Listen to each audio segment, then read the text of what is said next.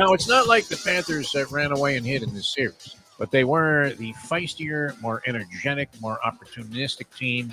And your man, Sergei Bobrovsky, how weird would this be? You've been writing this man's obituary, writing this man's epitaph since he signed with the team.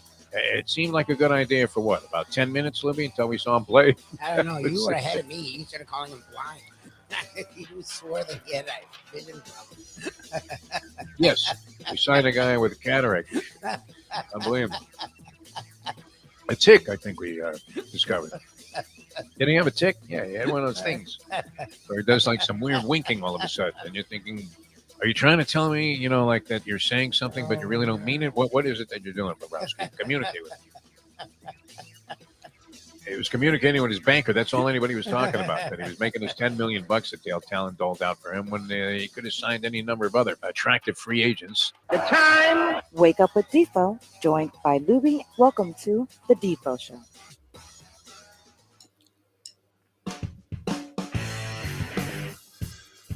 And a very special good morning, everybody. Great to be with you on this fine Thursday. The Defo Show, Jeff DeForest and one Mike Lubie Lubitz.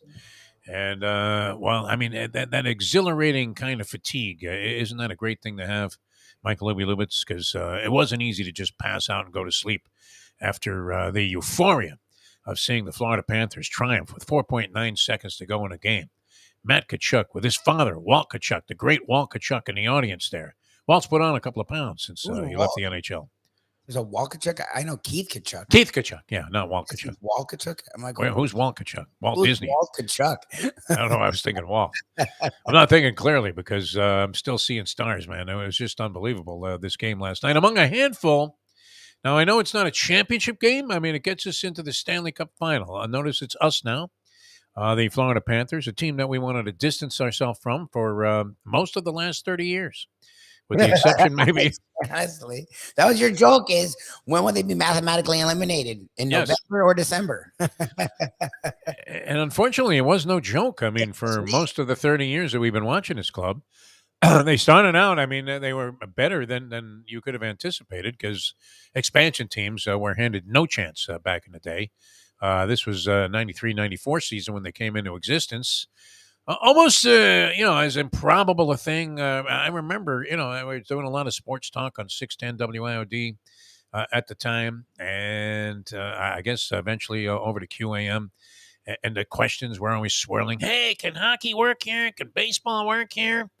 I don't think there was much question about basketball. When basketball was being discussed as a possibility to be a part of the South Florida sports landscape. We were all overjoyed about the possibility and the fact that there was a movement on to get an expansion team. And we didn't care how bad they were.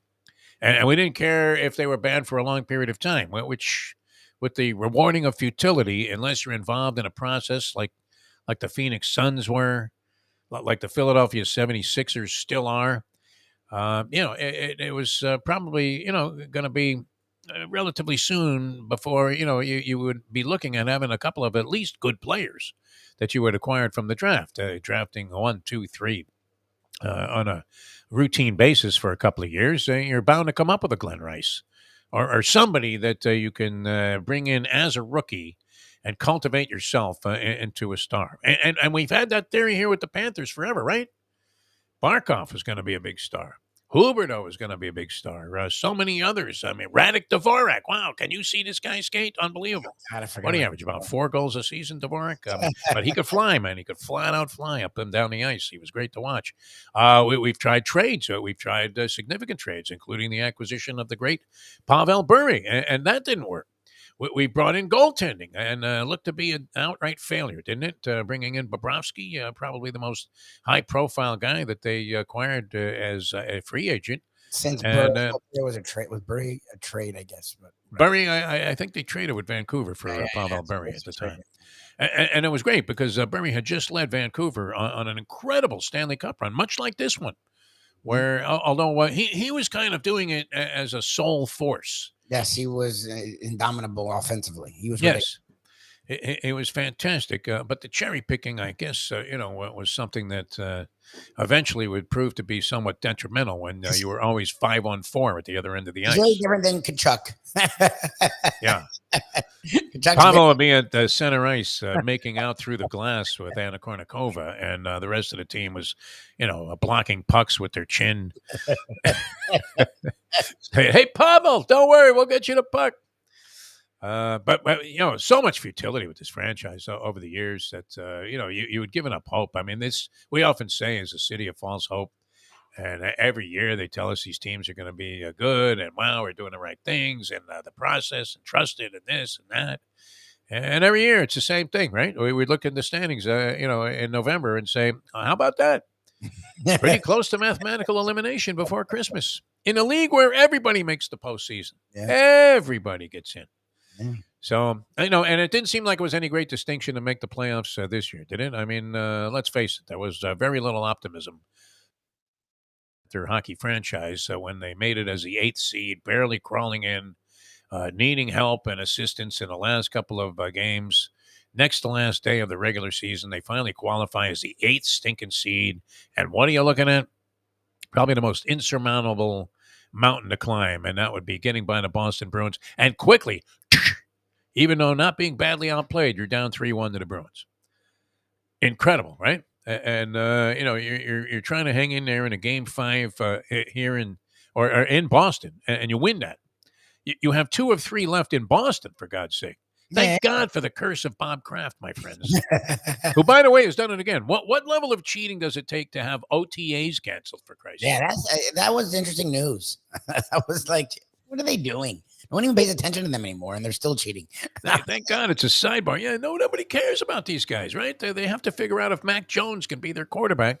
And, instead of having a couple of days to look at that in the organized team activities, how do you get stripped of OTAs? This is something that happens at a JUCO in Riverside, California, where they've brought in 16 guys that were just released from prison and somehow qualified them academically to be on their team so they can all go to USC. And, they get taken down on that. But, that's a whole nother story, and it pales in comparison to what's going on here, the magnitude of the euphoria that we're feeling here in South Florida for making it to the Stanley Cup Final. Now, the only thing, and there are many questions swirling about, will it be against the Las Vegas Golden Knights, which appears to be somewhat of a certainty, although you never know, right? We'll find out tonight if that theory holds up with the Boston Celtics taking on the Miami Heat. Do they force a Game 6? Always interesting. And if they do, how nervous should the people of South Florida be? That would be something, huh? If we qualified for the Stanley Cup Finals and then became the only team ever out of 151 to lose a 3-0 lead in an NBA series. I don't know. My fears were quelled when I saw the spread. All the stuff about 7 and a hook tonight. No, it's higher than that. 8.5, yeah. All the stuff that had maybe propped up. What were people not watching the series? The rest of the series? It's fine. I needed this. I said it. Please keep this energy. In one game, the Heat were favorites. One game, they really started to question the Celtics and give the Heat a little bit of credit. And the Heat played like ass for an entire half. So I like this. This is the kind of thing this Heat team strives on. This is the kind of thing that Jimmy Butler uses for motivation. It's goddamn 8.5. They're up 3-1 in the series. Even the game they lost, they were leading in the second half at some point. And they've won 2 on Boston's home win. They've already won 2 at Boston. Yeah. And no matter what the refs were doing. And it's 8.5. 8.5. Amazing. I hope it gets up to 10. I hope it's fucking 10 points. Look, I mean, here's the thing, and this pisses me off to no end. You have no idea how frustrated I am with myself. Because the Defo and Lubie saying, it's the bets you don't make, the chances you don't take. Yes. That can really screw up an otherwise perfect life. How are we not betting these Florida teams all throughout the postseason? I'm not doing that. How much money would you be ahead? I mean, even if you were like taking a mild step towards being a degenerate and just throwing like $50 a game out there, you'd be so far ahead. I mean, especially if you were saying money line. All of these teams have been underdogs. Even last night, I mean, look, that series was airtight between Carolina. It's going to look ugly. It still says 4-0. And 20 years from now, in the record books there, when people look back and say, hey, who won the Eastern Conference Finals in 22, 23? Look at that, man. Carolina got blown out. Yes. 4 1-goal games. I mean, if a 1-goal game could be even closer than that, I mean, these were the closest 1-goal games that you've ever seen. Where there was evidence at many different junctures that Carolina was actually playing better hockey than the Panthers. I think they outshot them the last 3 games, and they may have outshot them all 4, but the last 3, they had a decisive shot advantage. and these were shots at point-blank range. They were great scores. Literally, I mean, that thing, with that thing in the, Carnival where you have the squirt gun and all you have to do is keep it in one spot and it's going to go right through the hole that you're supposed to do to move the little man on the ledge. I mean, these shots that Carolina were getting were beyond the definition of quality shots. Bobrovsky, you were kind of ripping him a little bit last night because he actually gave up 3 goals, but he had stopped like 100 shots in a row. And I don't think any of this was easy last night. I mean, I didn't see anything that I would look at and go, my God, what a cheesy goal there given up by Bobrovsky. You better think about yanking him at some point. And he was due to, not necessarily unravel, but maybe be slightly vulnerable after the way that he's held up. I mean, think about this. In this series alone, he goes 7 periods in one game, comes right back. Carolina switched goalies and gave their guy a rest and brought in Ranta for the second game after that 4 overtime period game. And he played well enough, but still the Panthers found a way to win again in overtime with Tkachuk coming through. And then they hold up 1-0 in a game where Carolina was just buzzing Bobrovsky with all kinds of hairy stuff. And even last night, I mean, I thought there was immense pressure on Bobrovsky at, several periods of the game, including like the last, 15 minutes. It seemed like the Panthers, had thrown in the towel and were doing everything in their power to go ahead and give Carolina a shot. And they finally scored with like 3:20 to go. Very, very unusual circumstance. About as exciting a game, though, and conclusion. I mean, what a way to finish things up, huh? That was crazy. You, were screaming that that was a penalty. Mike Mayo and I were both contending in our 3-way texting that you don't usually see a penalty called in that spot by NHL officials, especially playoff circumstances. We saw a lot of stuff being overlooked. You did see some penalties called in this game. It wasn't like they were swallowing the whistles altogether. But, you're not usually going to see like a sort of it wasn't a borderline trip. It definitely was a penalty. I don't think he blatantly tripped him. I mean, I get it. When it happened, a lot of times they'll swallow the whistle. It was he like. But you were watching guys get hit in the face with sticks right in front of the official and no call. I mean, earlier in the game. So they let a lot of stuff go. That was a pretty tough spot to put Carolina on a power play kill or a penalty kill on. And obviously, it made a big difference in the game as Tkachuk came in there while the goalie was being pinned to the ground and managed to swipe the puck into the empty side of the net. Yeah. What if they had disallowed that? That would have been something. Because the defender literally had his stick there, but he didn't put it at the goalie, and it didn't move until the defender started attacking him. And I think he did it on purpose. I think the defender was trying to make it look like he was getting in the way, which he wasn't. He actually was just standing there. And I appreciate the refs for seeing it for what it was. It was a great play by Tkachuk, and the Panthers didn't get away with a bullshit ass move. I think it was fucking great. Yeah, that was going to be a real rough one to send everybody back to their seats and say, not over yet. Not over yet, but great stuff. I mean, on our way to the Stanley Cup Final, our consideration is how do we get to a game in Las Vegas? That's what we have to think about. Maybe we can win tickets on the Hialeah Park Trivia Challenge later on today. Would that be a consideration that we could possibly offer up for the people who want to play the game? We do have the Trivia Challenge coming up in a few minutes here on the show, kind of a deviation from all of the stuff. I'm not sure what more you can say except how fantastic this is. I mean, every possible piece of hyperbole and superlative is relevant to what's happening here with this beyond Cinderella story of the Florida Panthers. As we've said, I mean, a downtrodden franchise that was just enveloped in ineptitude for almost 30 years. You started out, like I said, I mean, they were a little better than people could have ever anticipated because they were playing the most boring style of hockey that you could ever exhibit. they literally had to make a rule to change, the actual guidelines of how to play the game based on the fact that nobody could stand watching the Roger Nielsen center ice trap, Lubie, where all of the action was in the center of the rink. Nobody ever got into either of the offensive ends because everything was like in the mode of four corners, Dean Smith, delay of game, a hideous strategy that finally was, they made new legislation to inside the game to try and get rid of it, right, and avoid having teams play this style. But it worked for the Panthers because they didn't have great players back then. I mean, who was their best player at that time? Was it Brian Scrudlin? Mellenby was on their team. Scott Mellenby was their best player. I mean, he's probably best known because of the rat thing. Yeah, he was their best player. Bill Lindsay was he their best player? It was Mellenby, and then when they got Ray Shepard, but I don't think they traded for Ray Shepard until that year that they made the run. It was the Beezer, probably. I mean, he was the best known player. And then Beezer were their best players. It was a bunch. Look, I liked Screwlin. And then I guess Joe Volkop because he became the defenseman that did everything. So he was really great that year. But again, he was young. So yeah, I would think it would be Mellenby, I guess. Scott Mellenby was their best player. Think about that. Scott Mellenby, a journeyman of sorts, was their best player. And they did well the first year. I think they just missed the playoffs their first year, and also in their second year, did they miss like the postseason by anywhere between, a minuscule margin of like 1 to 3 points.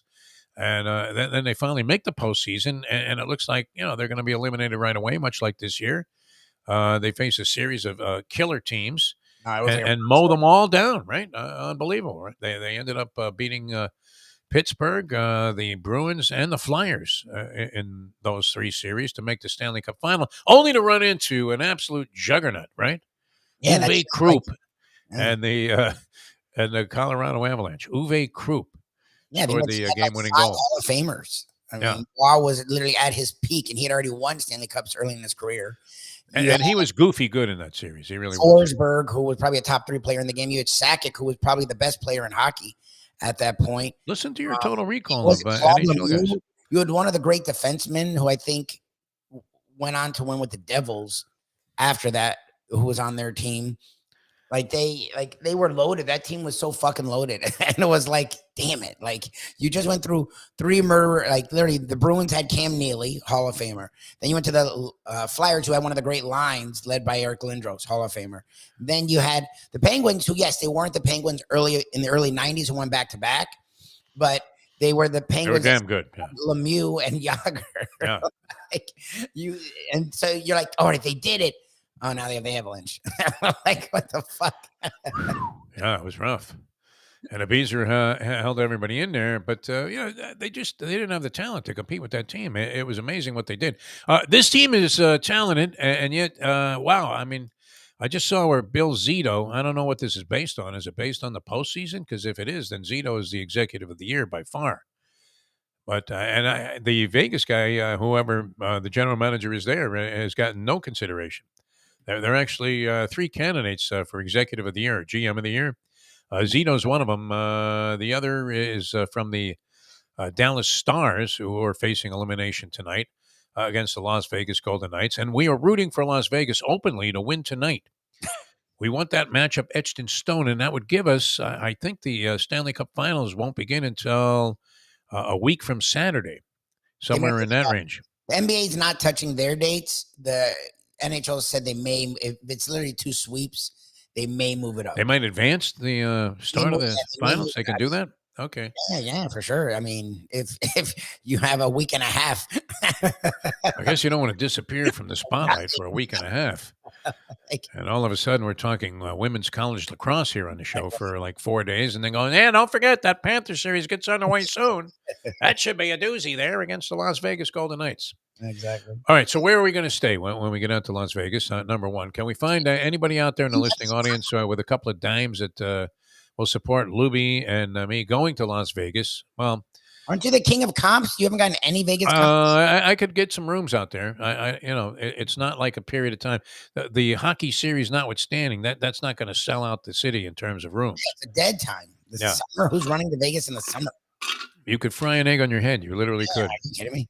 I remember being on the sidewalk in July in Las Vegas a couple of times, and I walked outside just to get to a race book that I enjoyed being at from the hotel I was staying at. I think it was crossing the street from the Flamingo to the Mirage because I like the Mirage sports book. Yeah, the sports book's good there. They got this giant screen that covers the entire wall. I mean, it's like a couple of 100 feet long. I mean, you feel like you're at an ultra concert with horses, and it's great. But I remember walking outside for like 2 seconds, and I mean, look, we're used to heat here, are we not? I've lived in warm weather places most of my and all of my adult life, either California or Florida, and literally, I mean, you were screaming outside. It may as well have been walking on the sun. That's the song that popped into my head. You remember that song? Yes. Might as well be walking on the sun. Yes, yes. That was a catchy tune too, wasn't it? How come you don't hear that played more often? Might as well be walking on the sun. In a lot of movies, it's. I mean, the band. I forget what the hell something All Stars or something. Didn't really do much after that. Yeah. See, what's funny is the stuff you're focused on is not what I'm focused on. I feel like we can get hotels. I feel like hotels we can connect on. The Mustang slot play alone is worthy of a couple of hotels. My issue is getting in the games because tickets are going to be fucking insane. So look, and unlike Mayo, we don't pay for tickets either. I get it free. Right? I got one. How about the Greek? Credentials. It's credentials. That would be our issue is getting credentialed because you usually have to do it a month before the finals. Like you have to do it early on, way before your team even has a dream. But you wouldn't know. I mean, look, if you're a South Florida sports reporter or whatever, have a sports entity down here of any type where you're communicating about this sort of stuff like we are, or you're a newspaper guy, how would you know that you would want to go cover the finals until you knew that your team was in it? That's the dilemma, but that's like there would be no way you could have anticipated, hey, let me apply right now for credentials to cover the Stanley Cup Finals because I'm thinking the Panthers are going to come back from 3-1 down against the Bruins, are going to make the playoffs in the first place, are going to resurrect from the dead Sergei Bobrovsky, and then they're going to proceed to not only sweep the Carolina Hurricanes, but beat Toronto 4-1. Sure, yeah. Let's make plans to go cover the postseason. The Stanley Cup Final. I don't know how NHL works. I just know the year I went to the NBA Finals, Goldie recommended it, and I thought there's no way. But for some reason, it actually was pretty easy. But I did it like in the first round. Yeah, like I did it. And again, if that heat with the LeBron, it was. But I still did it in like the first round. So I don't know how it worked for the NHL. But like when the matchup's already pretty set. That's late. So I know, look, between you and Mayo, you guys know a lot of people in the business. Maybe you can fast track. That would be my issue is NHL credentials at this point, I would say I'm fairly distant from. I have no idea. I mean, there was a time that we could always, who was the guy Yormark before he went whose to brother was like involved with the Brooklyn franchise and the whole arena there, the Barclays Center. Walk Nation. He went Michael Yormark, yeah. But the Brooklyn Nets, yeah. And I remember going, and we were glomming tickets all the time. It was like, yeah, can we get 6 for tonight's game? And he was like, yeah, no problem. Just call my secretary. She'll have them arranged for you. In fact, would you like us to send the limo to pick you up, Mr. DeForest? It was amazing. And it wasn't like we were any big cheese or anything. I mean, the guy couldn't have been any more anxious to so-called paper the house and actually make it look like people cared about this franchise, which they didn't. Yeah. So it was great. We were going to a ton of games. I remember I seeing Yormark outside and thanking them. I was outside the Panther Arena there, South Florida. What is it called? Florida Live Arena now. Now it's Fla Live. Fla Live. And I'm walking around outside after picking up my freebies at the box office. And I saw Yormark, and this guy was like the CEO of the team at the time. Very classy presentation he made of himself. And I said, hey, thank you so much for the tickets. And he handed me his card and said, literally, anytime you just call me directly, and you're in. I mean, yes, it was great. But since then, I'm distanced. And Goldie, I haven't talked to Goldie in years. I don't know if he changed his number. I don't know what happened to him. I have his number. I do. But does it respond? Because that's the thing and I don't think he's occasionally, yes. I just know he's doing a lot now. So that's our problem is we sort of waited on this.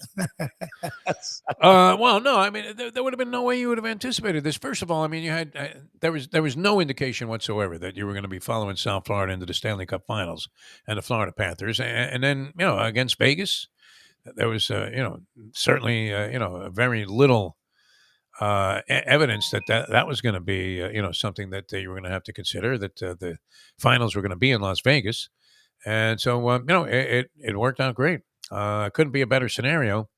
I know there's a tremendous South Florida to Vegas connection. Anytime I go there, I always run into people from South Florida. You've been out there what, just once or twice, Libby? 2 times? Another twice, yeah. Okay, with me it's probably more like 200.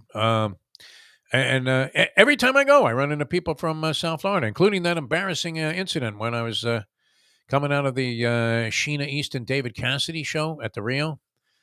And my wife at the time wanted to go see David Cassidy. All right. And I'm like, really? David Cassidy? I'd rather see Hopalong Cassidy. Not there was anything wrong with David Cassidy, valid, entertainer, but his time had come and gone a long time before, and he wasn't all that interesting when he was, in his prime. He was a teeny bopper singer. So, and I believe the Neville brothers, I'll never forget, suggesting to this young lady at the time, who I was only recently married to, that, wow, I mean, the Neville brothers are playing at like a small club somewhere, just off the strip or wherever, somewhere where it would be real easy to get in and get a great view. They were hot. Aaron Neville at the time was like a big time, singer. And, the rest of the Neville brothers history and their connection to New Orleans. I mean, you're going to hear some good music. And she says, no, I'd rather see Sheena Easton and David Cassidy, right? So, I mean, I was convincing myself I was in love with this woman at the time. And, so I capitulated to her desires. But my big fear was being spotted coming out of the show. 100%. That's a Yes. horrendous concert. That's a horrible concert. Right. I'm coming out of this Sheena Easton David Cassidy show. And my worst fear is to be recognized by anybody, which I'm figuring, okay, I'm like 2,500 miles away from home. What are the chances? And the minute I walk out, somebody goes, hey, Defo. And it's a bunch of wise guys I knew from the track. And they look up at the marquee and they look at me and they go, no, not you. And the Neville brothers were playing. They had to mention the Neville brothers. What do you mean the Neville? I mean, it's Vegas. There's so many things going on. I would have rather gone to the White Castle and slurped down a bunch of burgers than, gone to see that show. But, it was somewhat embarrassing because it throws into question your musical taste, does it not? Oh, yeah. I mean, I don't think either's a real artist. Sheena Easton, was she good? My baby takes the morning train. I want to take a gun and blow out my brain. Pathetic. Yeah. When you know the songs that are popular and you think they suck, and you're waiting for them to be played just so that you get them out of the way. You're hoping maybe they do something and stun you. I mean, I've gone to concerts where you're expecting a certain thing, and then the guy turns out to be just a giant, diversified and well-versed musician, and goes into some things, and you're saying, "Wow, I didn't know this guy." I mean, Bobby Caldwell was like that. The guy that just checked out that I got to know a little bit. What you won't do for love. And you think, all right, if he just does that song well, I mean, that's probably all you could expect from the guy. And then he rips off into this tremendous jazz improvisation, and with a great band behind him. And you're thinking, now that was a show, right? You see a guy that kind of deviates from what you commonly know him as, and puts on a whale of a show. That wasn't the case necessarily. What were some of Cassidy's songs? I don't even remember. No, I don't know. Partridge Family. I mean, what did they do? I thought he was a fake artist. I thought it was like the Monkees. Like, wasn't his thing? No, I think he could really play. Yeah, he ended up, extending his career well past. Well, I mean, obviously at that point, what was this? That had to be early '90s. Oh, Jesus! And Yeah. you were seeing David Cassidy and Sheena Easton in the '90s. '90s. My baby takes the morning train. I can't believe I ever hit this song so lame. It was the '90s. They were both has-beens by Finished. a lot. Kaputski, man. It'd be like watching Shaq run up and down the court I've now. read the story for 12 years. I didn't realize it was the '90s. I thought '90s, yeah. Well, I mean, '90s. when did I marry this woman? I guess it was early '90s. Oh my God. Yeah. I must have really been sick. That's rough. Shirley's made me see some shit, but I've always been like, all right, good for you. Like, it always ends up turning out to be pretty good, and I can't hate. Like, I don't care what happens in that concert. There's no way you're walking out of there going, Good call. Oh man, I'll tell you what. I bet the Neville brothers really sucked tonight. Yeah, exactly. Could have been like the Allman brothers, and she still would have wanted to go to. That was unfortunate. My God. That's All right. bad. Well, I mean, how do we get to Vegas? That's the question. I mean, and we'll be asking this question for the next week or so. Especially, I mean, and I'm hoping tonight that the clincher is thrown in there and it becomes official. That'll give us some time to work on it, Lubie. Oh, that would be amazing. Not that I would procrastinate yeah. to the last minute. Oh, see, that's the thing. You can't wait for that. Like, we need to just try and get credentials, and it'll be wherever it is. Yeah. And that way. And I've never done. Here's our problem, though. We have no track record of applying for credentials. And hockey, I have never had a credential to a Panther game. I've only had tickets. Look, the reality would be to talk to Scoop, because I would use 5 Reasons as our. Oh yeah, Scoop. We have a real entity that does get credentialed all across the country. Whose coattails can we ride, and who can we count on to send us money so we can go? See, the money thing is where you were. I leave to you. I want to get credentials, because then the money doesn't matter. If we don't have credentials, then we're just in Vegas, which is fine. Vegas is wonderful, but the point is to go to the games. Yeah, I mean, we were very lucky over the years when we were going on those radio road trips. Of course, the station was financing none of this. Not zero. And so, we had some great sponsors, Mike Nyman there at Gulfstream Park, Frank Fiore and Hialeah. The deal was great. Deal Volkswagen, was always, ready to put up a couple of dimes, to get some extra coverage there. And I think they got their money's worth. I mean, we really did blow it out the door there when we didn't go 2 sentences without mentioning their sponsor. Yes. Right? We'd be talking to like Brooklyn Decker, and out of nowhere bring up La Spada's Original Hoagies. No. What you did was we actually had nice rosters. You would get them to mention the sponsor. Yes, it was great. Right? I was shocked that and it was something we should run by Mike Mayo in a lunchbox. That Brooklyn Decker, svelte. I mean, obviously a model who depends on like a high school wrestler on making weight. And what was her favorite thing? The large tuna on whole wheat at La Spada's Original Hoagies. She actually knew it. When she knew it, it was like, okay. I love that place. We're like, thank God. Have you been to Hialeah lately? Brooklyn. And what was it about Andy Roddick? No. I mean, they're still, I think, very happily involved together. All right. Speaking of being involved with a guy for a long time, and this guy's great. We're going to have the Hialeah Park Trivia Challenge today. We don't want to deviate from our usual format. We may as well celebrate with a game of our own. 100%. And who better to do that with than the great Dave Gurggles Gergely. Gurggles, how are you, my friend? Doing great. I thought you were talking about Sheena of the Jungle and Marshall Cassidy. I'm going to go on to see that.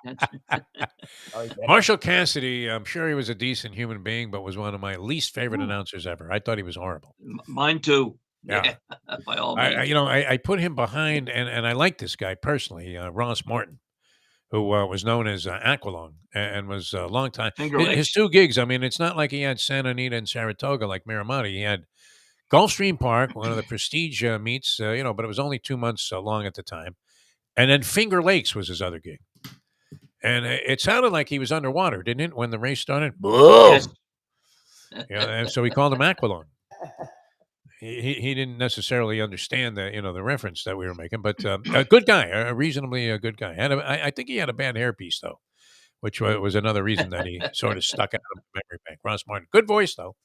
Overall, once he cleared his throat after the start of the race, it was great. I mean, you've been around here forever, Gurggles. How many years in South Florida?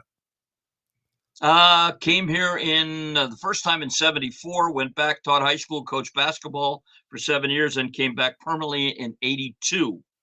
Okay, right around the same time I did. Yeah, maybe a little later than you did. And June 9th, which is 2 weeks from Friday, will be my last official day as a Graham employee. A Graham employee. All right. But the good folks from Mel Reese have taken over the management of the golf course. So I'll go on a little golf trip to Orlando for about a week, come back, and then I'll work probably just part-time. But I'll make sure Thursdays, because that way I can use the computer and hook it up for the show. Nice. So, yeah, no problem. As long as you have space to do that. Now, you wouldn't be inclined necessarily in your old age, Dave Gurggles Gergely, to actually get a computer at home. I have one at home. It's in the box from 2009. It's still in the box, and I'm just wondering. What kind of hard drive do you have with that? Well, it's Windows 1.5. I think there's a crank on the side, like the old Model Ts. But no, It's I'll one have of a those windows laptop like you had in computer. New York. Well, you were a Pennsylvania guy, but where you would unlock it, but it would never lift up. And then finally, as your arms were falling out of the socket there, it would fly open, and then in comes a flock of pigeons. It was unbelievable. All right. I mean, and the question was going to be this, and you've been following sports, and you've been emceeing sporting events, and organizing all kinds of things at rallies and watch parties. You've been doing this largely your whole career over there at what was Shula's and now Mel Reese or whatever it's going to be, Miami Lakes Golf Club. Yep, Miami Lakes Golf Club. What do they call the hotel? In the hotel, Miami Lakes Steak and Sports, and it's the hotel on Main. Okay. The Miami Lakes Hotel on Main, and yep, good spot. I'll be leaving from there. I'll be leaving from there next Saturday morning, June 3rd, about 4:15 in the morning, to go back to Allentown, Pennsylvania, for the reunion of the old-timer athletes of the Lehigh Valley. So it'll be all the old wrestlers, basketball, football, baseball, all of us old guys talking about how much better we were back then than we actually were. But I'm looking forward to that reunion. Any like cheerleader involvement? Anybody that you had a crush on like 30 years, 40 years ago, 50 years ago? No. I don't think so. Matter of fact, I might have been playing blackjack instead of going to the senior prom, but that's another matter. So, are there casinos in Allentown, Pennsylvania at this point? There's one in Bethlehem. The old Bethlehem Steel is now a Sands Casino. Oh yeah. And and half a mile from my hotel is a division of the Mohegan Sun OTB. So I've already made arrangements that Saturday to meet a friend of mine and bet Belmont. And then Sunday's the picnic. Monday I'll play golf with some friends, and back in town Tuesday. Did spend a little time in Allentown many years ago because my first college love was a resident of Allentown, PA. Her father was a dentist. And I remember going there and thinking, what a nice, quaint town this is. A great place to grow up as opposed to the schmutz and the soot and the slime of the inner city and the confines of Brooklyn, New York. All right. Have you seen anything like this, though? All the years of emceeing events. I mean, obviously both of us got here after the Dolphins Super Bowl runs, which we didn't think were going to be the last. They did in 1984, 85, 84. They went to the Super Bowl with Marino. We didn't think that was going to be the end of it, but it was. I had a great angle there and seats behind home plate for Game 7 of the 97 World Series. The 2003 World Series was won on the road, which, it kind of came out of nowhere, much like this Panther run. Have you ever seen anything quite like, like this period of time that we're experiencing right now?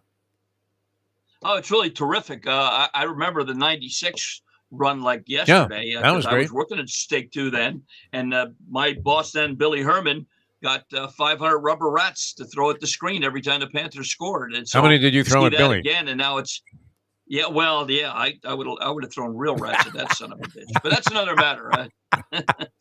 You had a love-hate relationship with this guy. It was mostly based on hate, though. There was no love. It was just all hate. There was no love. But this is unbelievable, and I guess if I was a sports talk guy, it'd probably a tried and true one already, and ask if the Tkachuk trade is the greatest trade in the history of all South Florida sports. Well, we believe it is. Yeah, we've been speculating on that for a while. All year. Yeah. Well, because I mean, it's sort of easy because almost routinely, because we've been in the habit of dumping players that got good, especially with relation to the Marlins. That the lopsided trade is always lopsided in favor of the other team, and we are stuck with prospects and speculation and penny stocks and whatever else they give us, we're usually the ones that are just dumping real talent, and sending it elsewhere. 100%.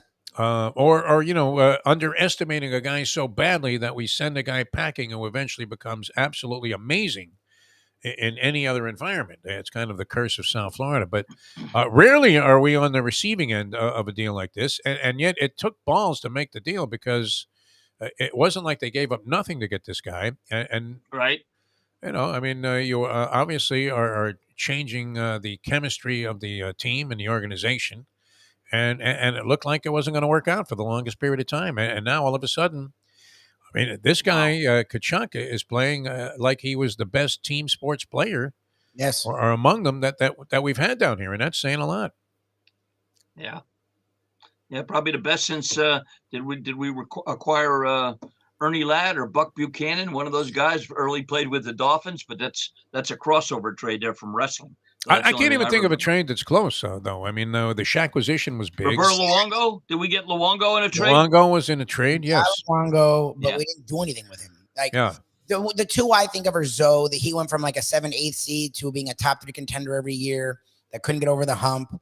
Shaq, they went from being a young upstart team that looked like they'd be fun to literally contending and winning a title. But they were already decent, right? Like they were already there. The Panthers felt like with that group, who knew where they were going to get? Like all they were going to do was underwhelm.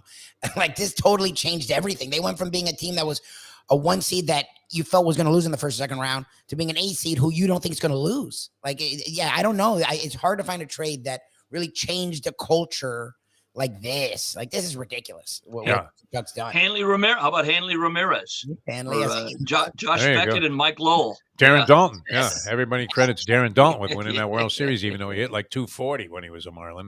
True. Who knew what planet he was coming from at the time. All right, we're going to have the Hialeah Park Trivia Challenge. You guys can dial us up.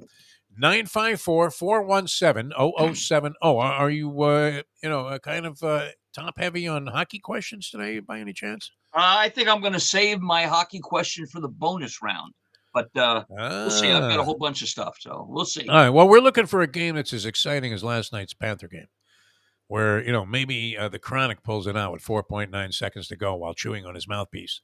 That'd be great. So dial us up if you want to play, 954-417-0070. That's Dave Gurggles Gergely. He's going to be the master of ceremonies for this week's edition and championship Stanley Cup edition of the Hialeah Park Trivia Challenge. How'd you make out on the Preakness, Gurgs? Did you have any action there? Luckily, I worked that day. I had a big it wasn't your kind of scene there, Chalk City. No, St. John's Newman's. I hit the late pick 4. I sent it out the day before, but paid $47. But I did, I was looking at the Preakness and I said the only horse I could beat my 135 that I had gone was a 7. So I played $10 exactas with the 7 on top and looked like he was going to win it, turn it for home. And Johnny V, to his credit, had something left on the Natural Treasure. Yeah. One last surge, man. We're talking about great sports stories. One of the reasons, I was always interested, in getting into this business and the newspaper business originally was, to be able to relate these sports stories. That was some story. And one of the most bizarre of themes that you could explore, where a guy's moment of glory is also a moment of great catastrophe. And, and that happened with Baffert. He's coming back from the suspension. That horse, that went down in the earlier race, that was one of those things that I don't know that I'll ever forget that. I remember when Go for Juan went down, and, the other one I remember distinctly in terms of weird track incidents was when that guy came out on the track and tried to punch Artax on a Preakness day. Do you remember that? Yeah. How weird was that, huh? That was something. But, when you see a horse break down, obviously being an animal lover and with all the controversy that's been swirling about the business forever, and especially in the postscript to the Kentucky Derby and leading up to it as well, horrifying. And you're thinking, wow, what a just tragic day for Bob Baffert, and he comes back and wins the Preakness with National Treasure. Yeah. Belmont. I remember like yesterday. Yeah. I remember like yesterday, Chris Antley getting off Charismatic in one of the Triple Crown races when that horse went lame, and it was such a sad thing to see at that time. Yeah.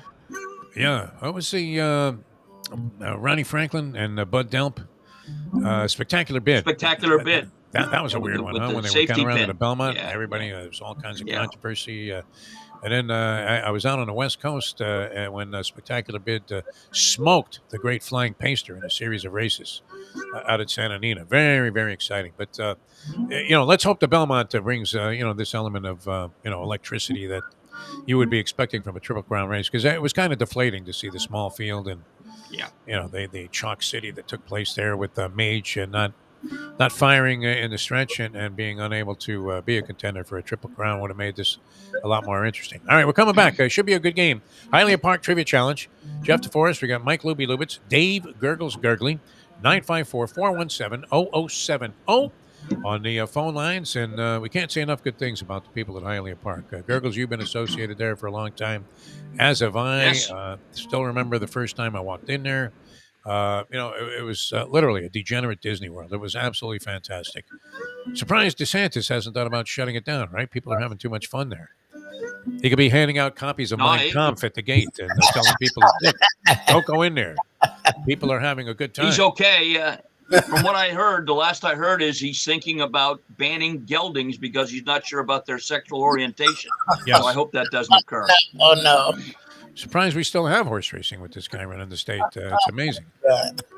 Anyway, Hialeah Park, known for the horse racing tradition, now is writing its own story as a casino and really leading the pack in a lot of different categories, including, what they do for the player, Gurggles, is commensurate. And, you would see it, maybe it's some giant corporate casino where they're sending out like 1 million things every day to entice you to come out there. They just give it to you as part of the Players Card program.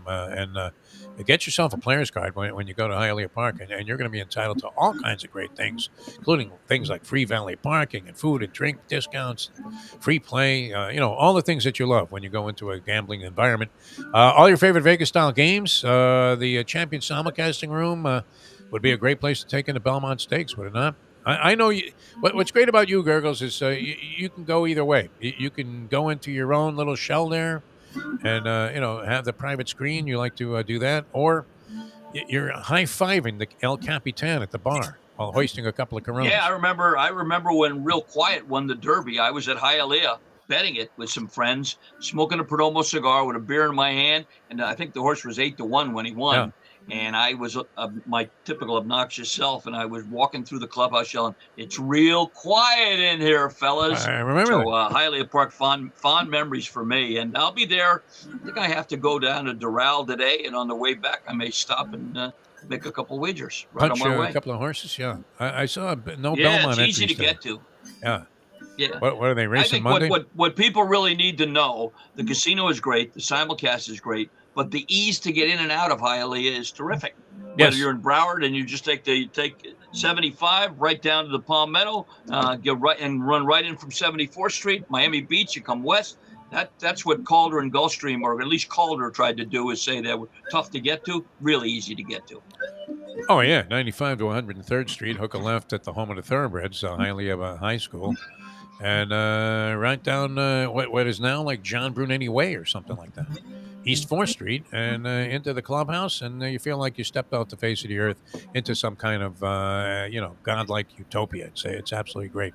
All right, Hialeah Park, check it out, and let's get involved here with the game at 954-417-0070. Mike Lubie's going to be taking your calls. Gurggles has the questions, and I'm along for the ride here in the Hialeah Park Trivia Challenge that gets underway in a moment. Now that. The time is 7:49. Ponies in Style at Champions, the outstanding simulcasting room at beautiful Hialeah Park. Yes, the grand old lady of thoroughbred racing has never been more vibrant, and you can wager on the races from the top tracks around the country while enjoying a cocktail at the Brass Rail Bar or any of the fine food served throughout the facility. If poker is your game, you're covered in style, and you can play all your favorite Vegas-style games, including blackjack, craps, and roulette, in Hialeah Park's sizzling hot casino. Get a player's card when you walk through the door for all kinds of generous amenities, including our favorite, free play, when you come out to the ultimate casino and entertainment destination, Hialeah Park. These days, we're all looking for comfort anywhere we can find it. Thank goodness for Landlubbers, Raw Bar and Grill in Plantation, because they are making sure you are as comfortable as possible. First of all, they're not only open for delivery and pickup. All you have to do is go to landlubbersbarandgrill.com for both pickup and free delivery. You're going to have the best wings in the world. You're going to have a great burger. You're going to have their amazing soups. Again, Landlubbers, Raw Bar and Grill. It's nice and easy. Just go to landlubbersbarandgrill.com for both your pickup and free delivery. Thank goodness for Landlubbers for making you always feel right at home. Are you looking to buy your first home? Have you been turned down for a loan? Do you need to refinance or get money out of your home? Call Michael Kodsey, CEO of Choice Mortgage. He's been helping the South Florida community get mortgages for 30 years. Hi, this is Michael Kodsey, CEO of Choice Mortgage. We have the most competitive fixed rates in the market. Call me 24/7, 561-441-2730. And remember, I don't just work banking hours. To make the right choice for your home, call Choice Mortgage today. Oh, Solo Volante will be coming late. Oh, Solo Volante, the Belmont's now a mile and an 8. The finish line is coming up quick. Luca Panici, just switch the stick. The only way to get your morning started is with Defo, joined by Lubie, right here on The Defo Show. By the way, part of our marketing campaign, we will be selling the Fuck Pavarotti T-shirts with Polyman's picture on it. And we're going to try and figure out a way where you can, like, press a button and you get that little lick there. Oh, Solo Volante. What a voice this guy had, right? I mean, is it not Mel Tillis? Or, Jim Neighbors, or where you're just not expecting the guy Jim to be able to Neighbors, sing like that? Yeah. Pretty incredible, the Polyman, Paul Massell. All right, let's get into it. The Hialeah Park Trivia Challenge. Once again, 954-417-0070. 954-417-0070. That would be weird to show up at some Italian opera house, which Mustang and I managed to crash into one when we were in Rome about a year ago. And we're thinking, geez, what's going on in there? And then the guy waved us in the side door, and they were in the middle of this elaborate opera. And I'm there in like flip-flops and shorts. Everybody else is wearing tuxedos, and we're sitting on the side. But it was like 100 degrees in there. But how weird would it be to see the Polyman show up in a tuxedo himself, and all of a sudden be, crying his eyes out, singing about some girl that he had just lost, to another man. Incredible. Or asking for her father's approval in marriage. And a guy takes one look at you and goes, "What? You're a degenerate, sicko gambler. Why would I let my daughter marry you? I don't even want her hanging out." All right, let's get into the game. Dave Gurggles Gergely, in honor of the Polyman, we'll get it started with Dave Gurggles Gergely and some Easy baseball. And Lubie has somebody on the line, I believe. Oh, yeah, ready to go, yeah. Okay, I can go. All right. This player who pitched into his 40s on signing autographs said, it was fun until a kid came up to me and said, "Hey, my dad says you're getting old and you're going to die soon and your autograph will be valuable." Was it Warren Spahn, Warren Cromartie, Warren Wells, or Earl Warren? Good references there. All right, here's the scrambler. It's spun by Mike Lubitz, and it lands on. I mean, we may as well start right at the top here. Lenny the Chronic. Chronic, how are you? Hey guys, how's How you it doing, going? guys? How about those Panthers? Yeah. Aren't you close? I mean, don't you live in that area, the vicinity of Sunrise? Am I mistaken about that? Yeah, not too far. Did you feel any seismographic type action last night around 11 o'clock? Nah, not really. No, the earth wasn't shaking? All right. So you were still able to, redeem those $25 gift certificates at Landlubbers? Very good. All right, 1 point. Lenny going for 2. We need you. All right, Lenny. Huh? Well, there's a possibility. We'll see. Nice. All right. I have no tournament tomorrow, so let's see. All right. Horse racing, Lenny. True or false? Mattress Mac has done it again.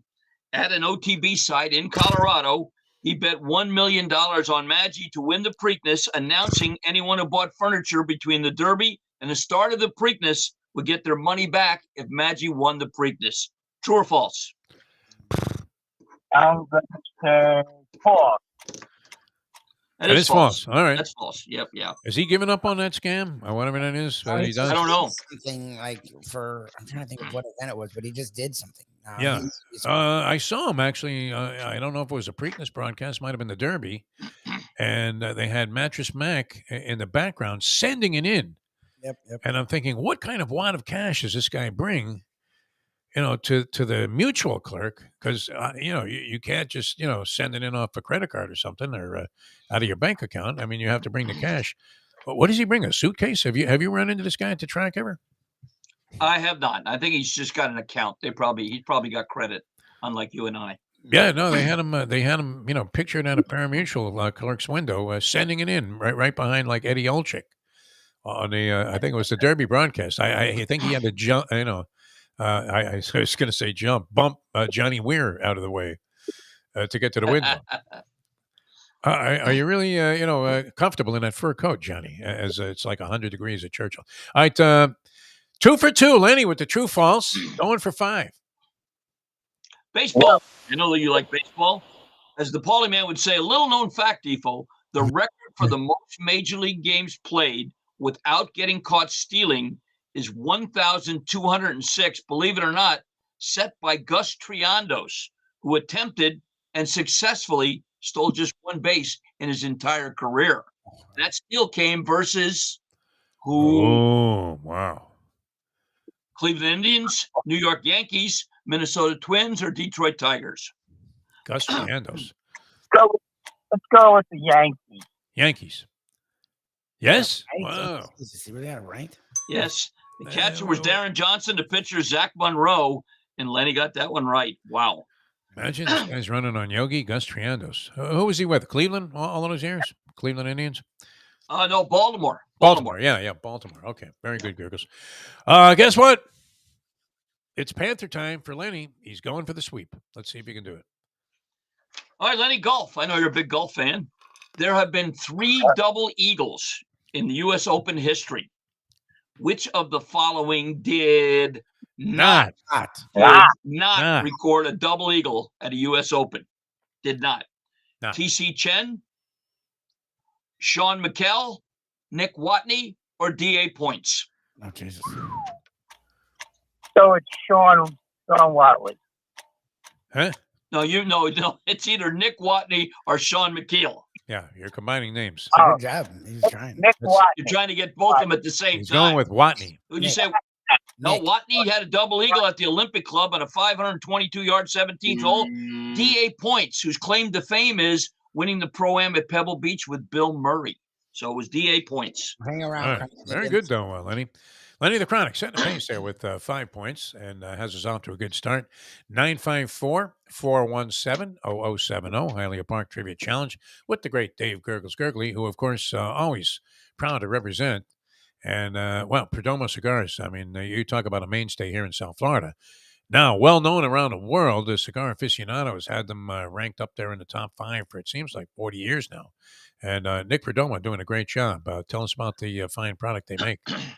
Yeah, it's quite a coincidence because I'll be heading there after 10 a.m. this morning to pick up 2 boxes of the Champagne La Tradicion Churchill style because we sell them here at the golf course at Miami Lakes. Whether it's the Churchill, the Robusto, that's me with a Lot 23 at the Maldives and a nice cold beer. You don't have to travel 26 hours to just short of Sri Lanka to enjoy a great Perdomo cigar. All you have to do is go to 5150 Northwest 167th Street on the Palmetto on the south side, just a little bit east of the Home Depot, Monday through Friday, 9 a.m. to 6 p.m.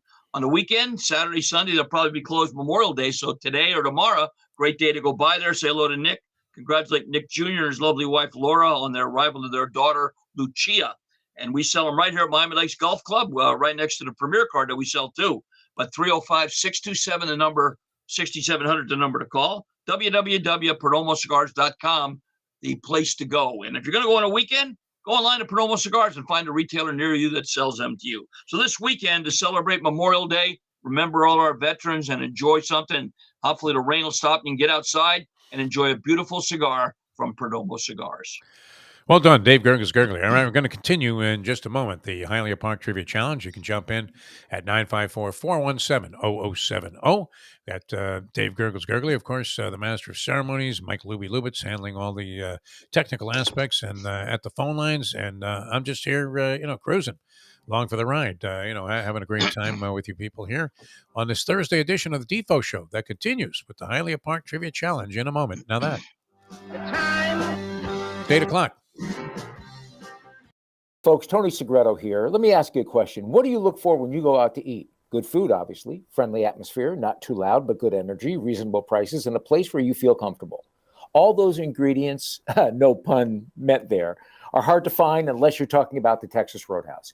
You see, they encompass all of those attributes. Really, really good food, amazing atmosphere, good for a family, good for a date, or just a night out for yourself, and prices that will make you extremely happy. Their ribs unmatched, steaks hand-cut every day. Everything, and I mean everything, is made on site, including their incredible bread. It's the one day, folks, that you can forget about low-carb diets. Trust me when I tell you, Texas Roadhouse, your restaurant, your destination when you say, where should we go and eat tonight? From the newly renovated sports bar to the beautiful bayside views captured at the Tiki Bar, Jimmy Johnson's Big Chill has it all. Located at mile marker 104, the Big Chill also offers waterfront dining while experiencing breathtaking sunset views of the Florida Keys. It's simply the hottest spot in the Keys to cool off. That's Jimmy Johnson's Big Chill at mile marker 104 in Key Largo. For more information, call today at 305-453-9066. Recently realized it's not just This comes from the great Defo Lama. It's the bets you don't make, the chances you don't take, that can compromise an otherwise incredible life, my friend. The only way to get your morning started is with Defo, joined by Lubie, right here on the Defo Show. All right, I remember whiffing on that horse Meshuggah when it ran at Gulfstream Park a couple of years ago. And, you're thinking, well, what exactly is the definition of that? We may have that coming up here with our next player, depending on the results of the Scrambler. But we're ready to go and fire up another set of questions. We do have Lenny with 5 points set in the pace. You can dial us up at 954-417-0070. And here we go, right back into the game, the Hialeah Park Trivia Challenge with the great Dave Gurggles Gergely. Sports, this journeyman boxer, on the difference between his sport and another one, said, if you screw up in tennis, it's 15 love. If you screw up in boxing, it's your ass. What's that? Randall Tex Cobb, Randall P. McMurphy, Bob Murphy, or Murphy's Law? All right, here's Lubie with the Scrambler. Look at that. As Lubie characterizes this next person, a keto-friendly, obnoxious former food critic. And in general, a pain in the ass. I mean, with his flip-flop nature when it comes to sports, we do welcome a guy who's knowledgeable in all areas. From the lunchbox himself, Mr. Michael Q. Mayo. Michael, how are you? Good morning, gentlemen. I am pumped up, and the Panthers have me primed to for all this winning. I need to take a shot at the trivia challenge. So, well, good. Not a bad idea. One question before I dive into the answers here. Lubie, if I actually manage to win this Landlubbers gift certificate, can I redeem it for a cheeseburger without the bun tonight? No. Yeah, I don't mind. Just don't throw the bun on the floor like you usually do. Have a little respect for the establishment, the hardworking people in the restaurant industry. But I'll openly mock you. Yeah. All right, we're going to give you 1 point, for having Tex Cobb. All right, A for Randall Tex Cobb. Good job. Yeah. And by the way, Mike, if you go tonight, you don't even need the gift certificate. The cheeseburger is the special on Thursday nights, right, Wow. Mike? It's $8.99. Excellent. So, come on out And a and see us. high-quality You got it. burger. Yeah. It's good. Oh, really, really, really good. With a nice cold Guinness, unbelievable. All right, true or false? Hoops. Less than 24 hours after Carmelo Anthony announces retirement, a company named Cam Soda, based in Canada, offered him a job as a CBO, Chief Ball Officer. It's actually an adult film company, and they want to put him in charge of model recruitment. True or false? Oh, Jesus. That's a publicity stunt. I could see somebody doing this, but I'm going to say false. That feels True? No, it's true. Wow. It's true. It is true. Yeah. By the way, a warning, Mike Mayo, if you do win the gift certificate and you go there and you continue with this keto farce that you're participating in right now or exhibiting right now, Lenny will eat your fries.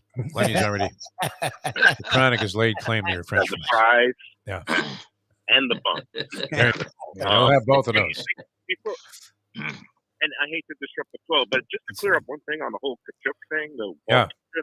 I actually did some research on this because Walter Kachuk was a member of the New York Rangers back in the 70s, but spelled differently, not related. He was from Germany. But Keith Kachuk was given the nickname Walt just to confuse everybody by Eddie Olczyk. So Eddie Olczyk, Is that right?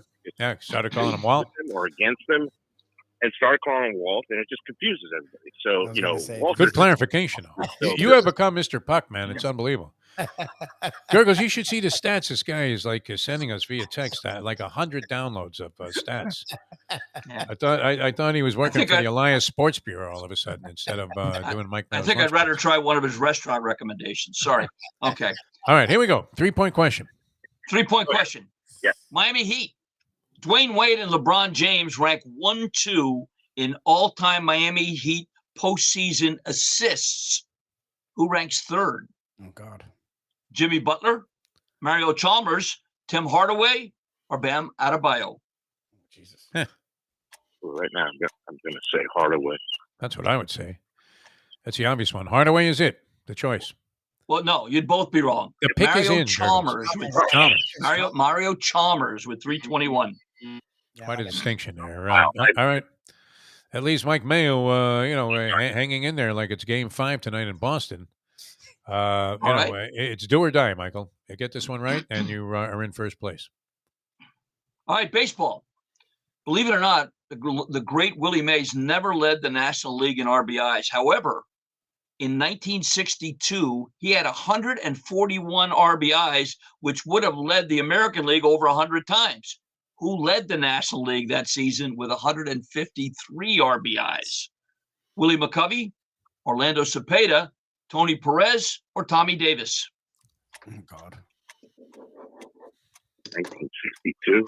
Oh, man.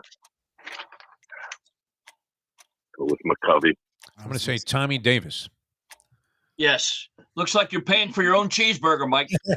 Are you going out there tonight, Mike Mayo? I mean, you could use a late night meal there at Landlubbers. That'd be great. Well, based on this morning performance, I think I have to go right to the poker table. Sorry. All right. We'll talk to you later on, Mike Mayo. Farm and Seafood Market. Yeah, Delaware Chicken Farm and Seafood Market. Thanks, man. Right across the street from the Classic Casino there. We'll be there at 12 o'clock today. Going to be a lot of fun, too, because, people getting some ideas together for Memorial Day barbecues, and these guys really have some great product out there. So we'll be talking about that 12 o'clock here on South Florida Live. All right, ready to continue. Looking for competition in this game. You can dial us up, 954-417-0070. Right now, the king of the hill is Lenny the Chronic. He has 5 points and easily... I mean, it's far from an insurmountable total here, but we've seen it, eclipsed many, many times by people in the late going. So dial us up if you want to play, 954-417-0070. And we continue this week's edition of the Hialeah Park Trivia Challenge with the great Dave Gurggles Gergely in our next set of questions. NFL football, the Chicago Bears coach on quarterback Jim McMahon, after he had surgery, said, well, good news is the shoulder successfully was a success. The bad news is the lobotomy failed. What's that? Mike Ditka, Mike Smith, Herb Smith, or Herb McCauley? Pretty good line by Mike Ditka. Unbelievable. If indeed it was him that said that. Here's a random phone scrambler. And our next player is Mike. Another Mike, but not Mayo. Mike, you're on the Hialeah Park Trivia Challenge. Hello.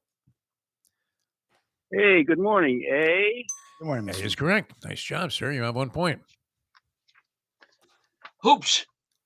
Danny DeVito, who's enjoying great success in the television show, long-running, It's Always Sunny in Philadelphia, so much so that he turned down the role of Abe Saperstein, the head coach of the Harlem Globetrotters, in a made-for-Broadway play named for the movie Go Man Go. True or false?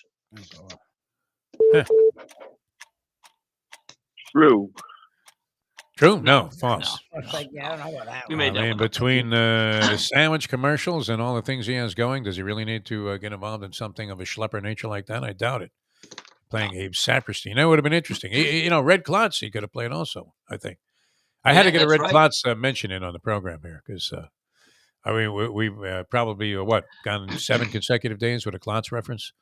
Here, Lubie, maybe longer than that. Yes, it's just playoffs have started. You've been Red Klotz. Klotz, yeah, I've been Klotz-centric, no doubt. All right, you have one going for 4, and this will move you into second place, Michael. All right, Michael, baseball. Who is the only pitcher to surrender home runs to all three of the Alou brothers? Wow. Is All that right. Jim Bunning, Ray Culp, Johnny Padres, or Ferguson Jenkins? Wow, where'd you find that? Padres. Johnny Padres. No.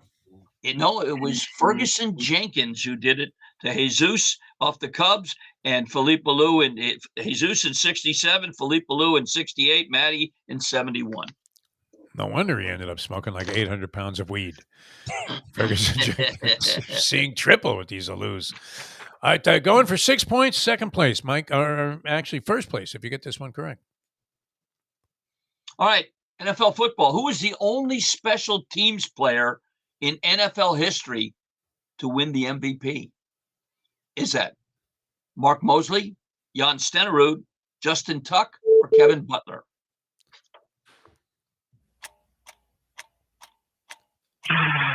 Stenerud. Jan, no? No. Got to go back to 1982, the Redskins, Mark Mosley. Mark Mosley, special teams player, wins the MVP award. All right, thanks for playing the game, Mike. Well, we might be circling back to you because right now nobody else with a total worthy of being in the finals besides Lenny the Chronic, who opened up with a 5 spot here. You can jump on board if you'd like to play the game, 954-417-0070, 954-417-0070. If you'd like to play this week's edition of the Hialeah Park Trivia Challenge. We'll try and get in another player before we make our way to the finals. So let's do it. We're going to employ the scrambler here to choose our next player. And here's Dave with our next set of questions. Golf. This PGA player on turning 50 years old said, I went to bed and I was old and washed up, and I woke up a rookie. What could be better on the senior great. tour? Yeah. Good Was quote. it Ray Floyd, Floyd Little, Larry Little, or Little House on the Prairie? Throw in Pink Floyd also. Here's the scrambler. And the great actor, and I mean, talking, you're talking Oscar buzz about this guy. Pat, you're on the Hialeah Park Trivia Challenge. Hello, Pat. Hello, guys. A is correct, sir. Nice job. You have 1 point. Baseball, Pat. San Francisco Giants manager Gabe Kapler is a real health nut with one weakness, ice cream. So now he licks the ice cream and has a spit cup nearby to get rid of the tasty treat. True or false? Wow. Like he was chewing tobacco. True. True? Wow. That is true. Does that work?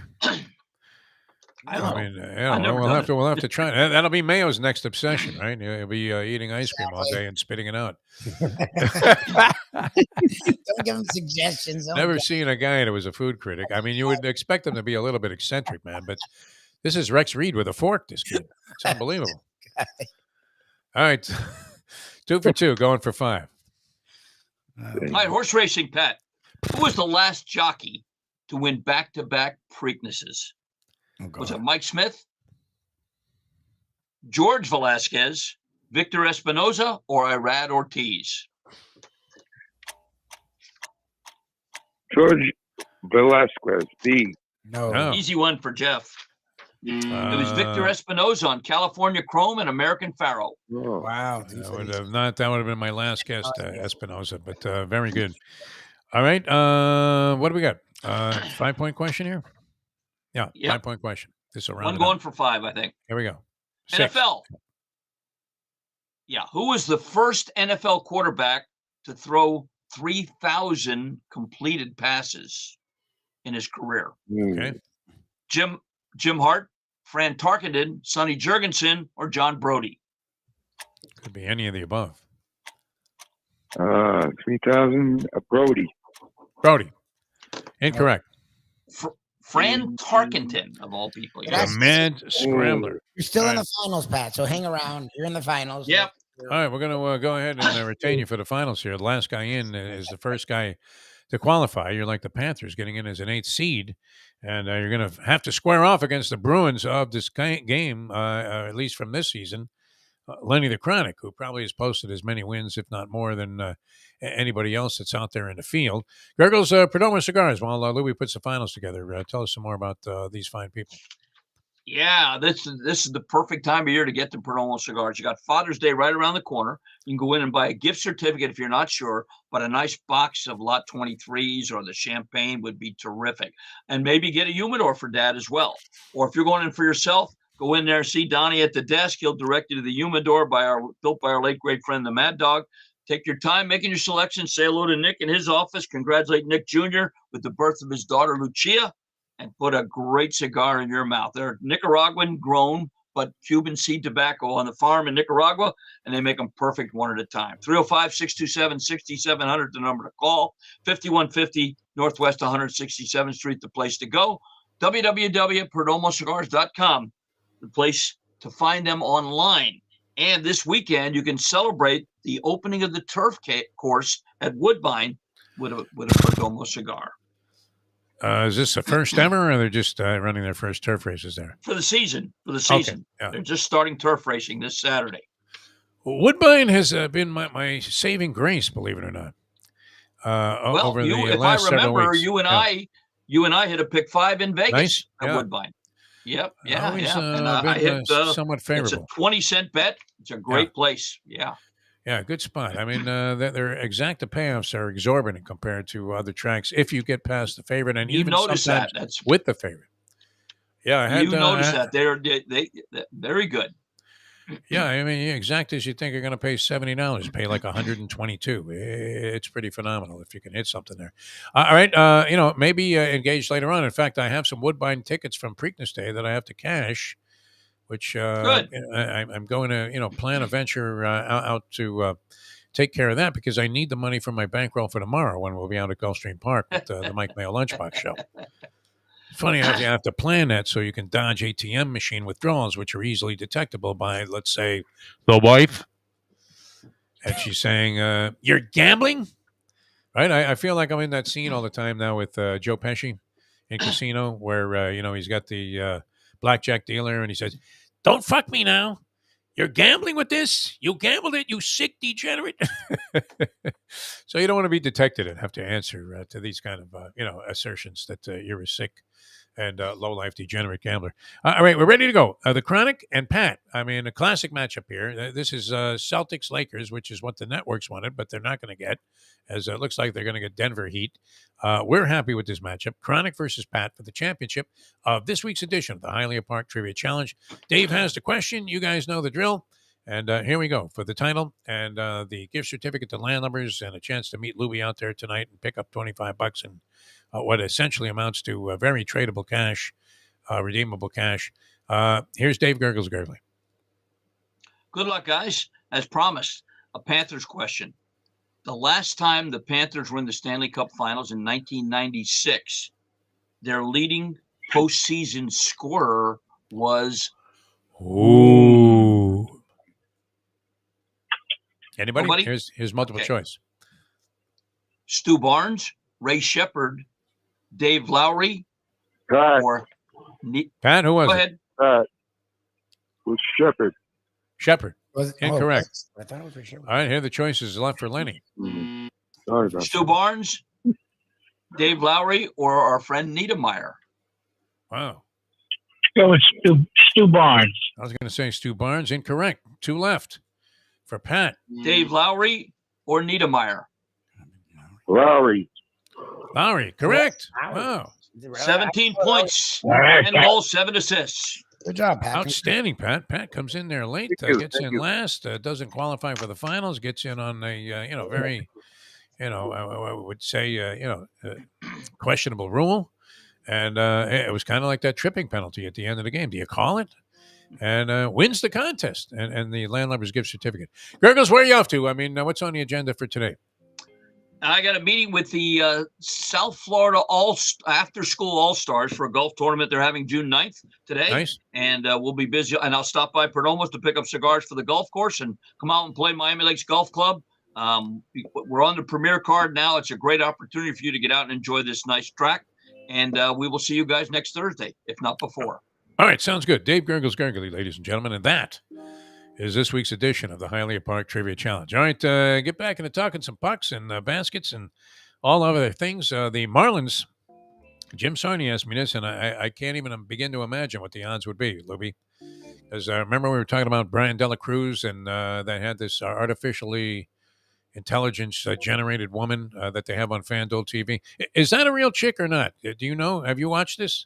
It's real women, but I do think it's funny the bets they try to tell you to make. Obscure shit. I mean, really. I mean, stuff that even the sickest of degenerate scumbags would never even think about it. Maybe they would, yeah. I mean, you could see Larry the Leaper saying, I can't believe it. The guy hit the ball off the wall. I had him at like 25 to 1 hit a home run. But like Brian Dela Cruz, who was hit like 13 homers as his top home run producing season. Yes. He's doing well. I think he's hitting like 297. You know me, I'm big on batting average, and a lot of people like to ignore that. But and maybe we should lower the barometer there. The Mendoza line should be what now? 120 instead of 200? Because we had a bunch of guys that were weighing in right around that category with this Marlins team, including that Stallings guy who seems like a real nice guy. He sucks. Yeah, I mean, it's funny because is he the one guy that hangs around in the locker room after a loss that people can talk to? I guess they talk to him a lot, but he sucks. I'm sorry, he's horrendous. That was another one of the. Why doesn't anybody ask? Hey, how come you're hitting 120? He sucks. I guess you don't want to insult the man because he seems like a very nice guy and must be some kind of defensive stalwart. No, not exactly Benito Santiago with the bat.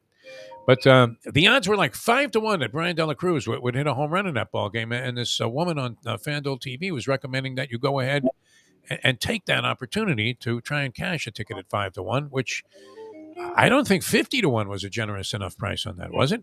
Would you really put $100 on Brian Dela Cruz in any ball game to hit a home run? No. Not even, that's the thing. Even a single game, I would be like, why would he be the guy? Yeah. You'll get sick odds, I guess. So hopefully you hit it the one time. But you would think it would be like 30 to 1, no? Something along those lines. Yeah, I would need insane odds. The guy's going to have 4, maybe 5 at bats at best, what are the chances? A guy who hits 13 home runs and 500 at bats, that he's going to hit a home run in any given ball game. All right, so he steals home last night. What would the odds have been on that? I mean, and could you place that wager? Is there anyone taking that action? I would imagine almost any sports book would be thrilled to book your desire to bet on the fact that a certain player is going to steal home in a game. That there would even be a steal of home in a game would be what? What are the odds of that? It's rare. One in how many thousands? In a whole season. Doesn't even happen 5 times in an entire season. It's crazy, right? I have a better chance of getting the Republican nomination for president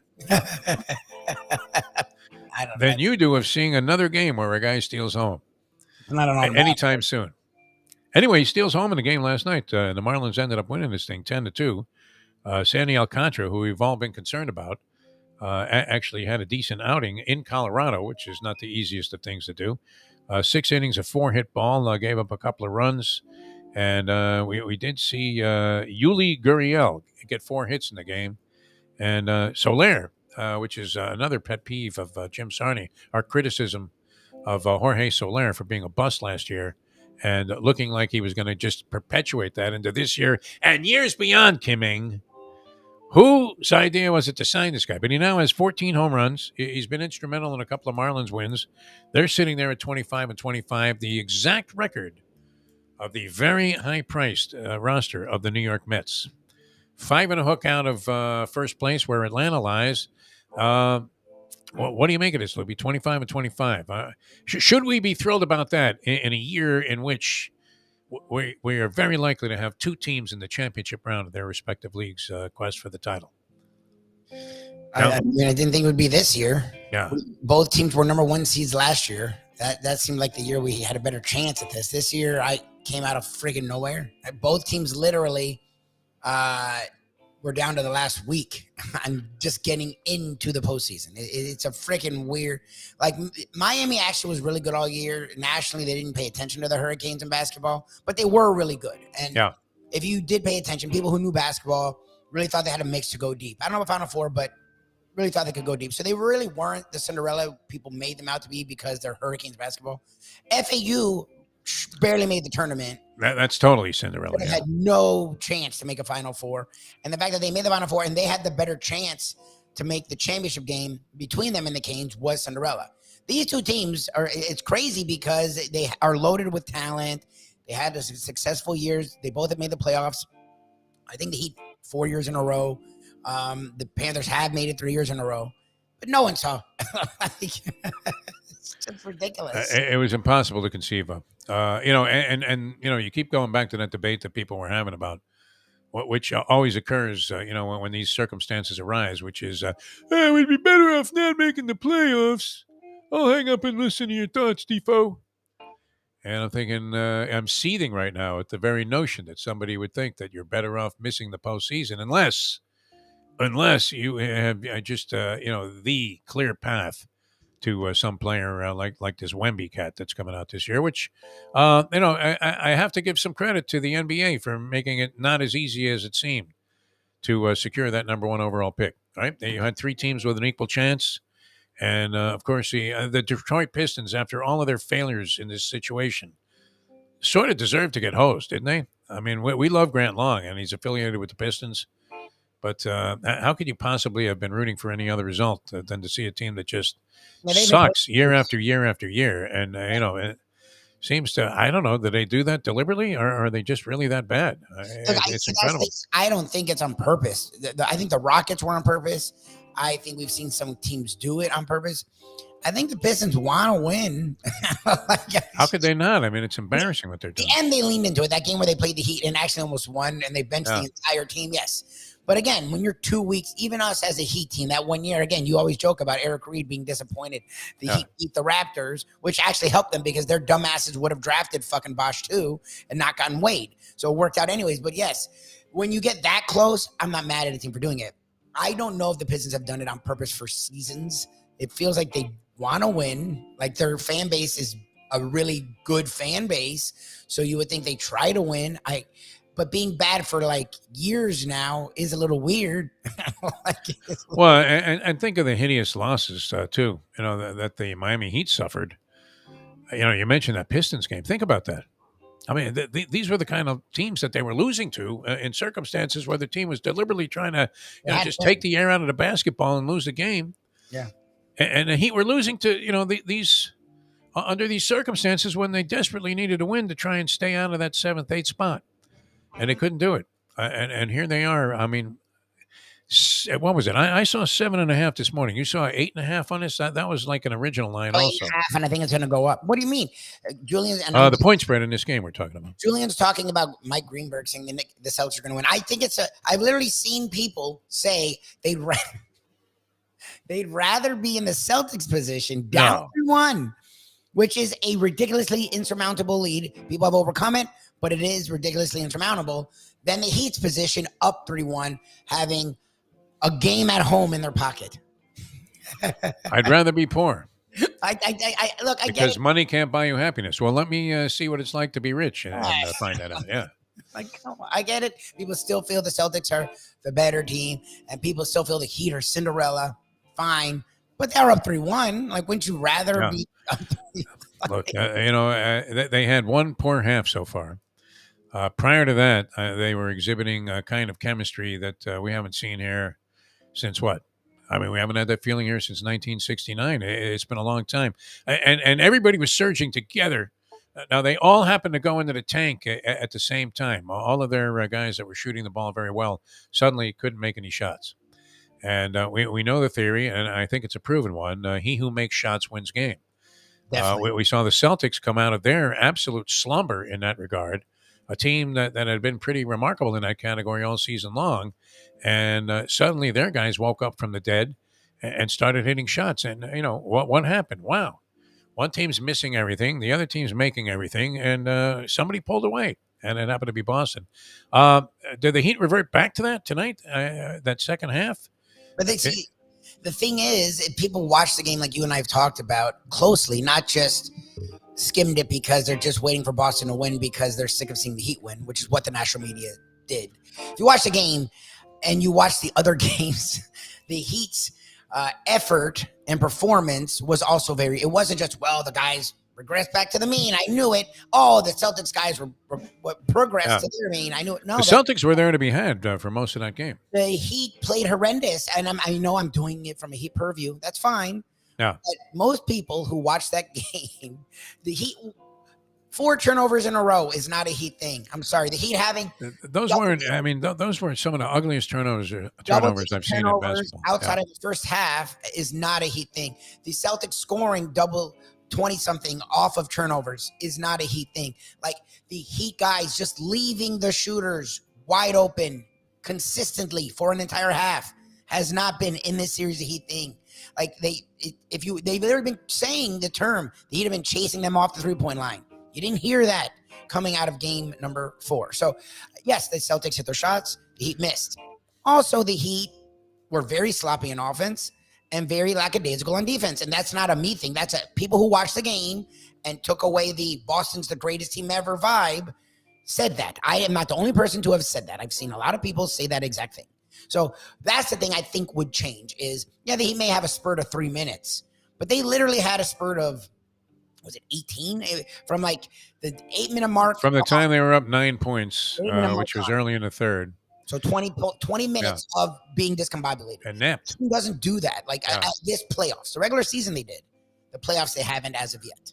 All right, we'll see if they can rally tonight. The odds makers are tempting you to bet on the Miami Heat. There's been good reason to go ahead and take that bait because you'd be scoring virtually every game in the postseason so far with Miami.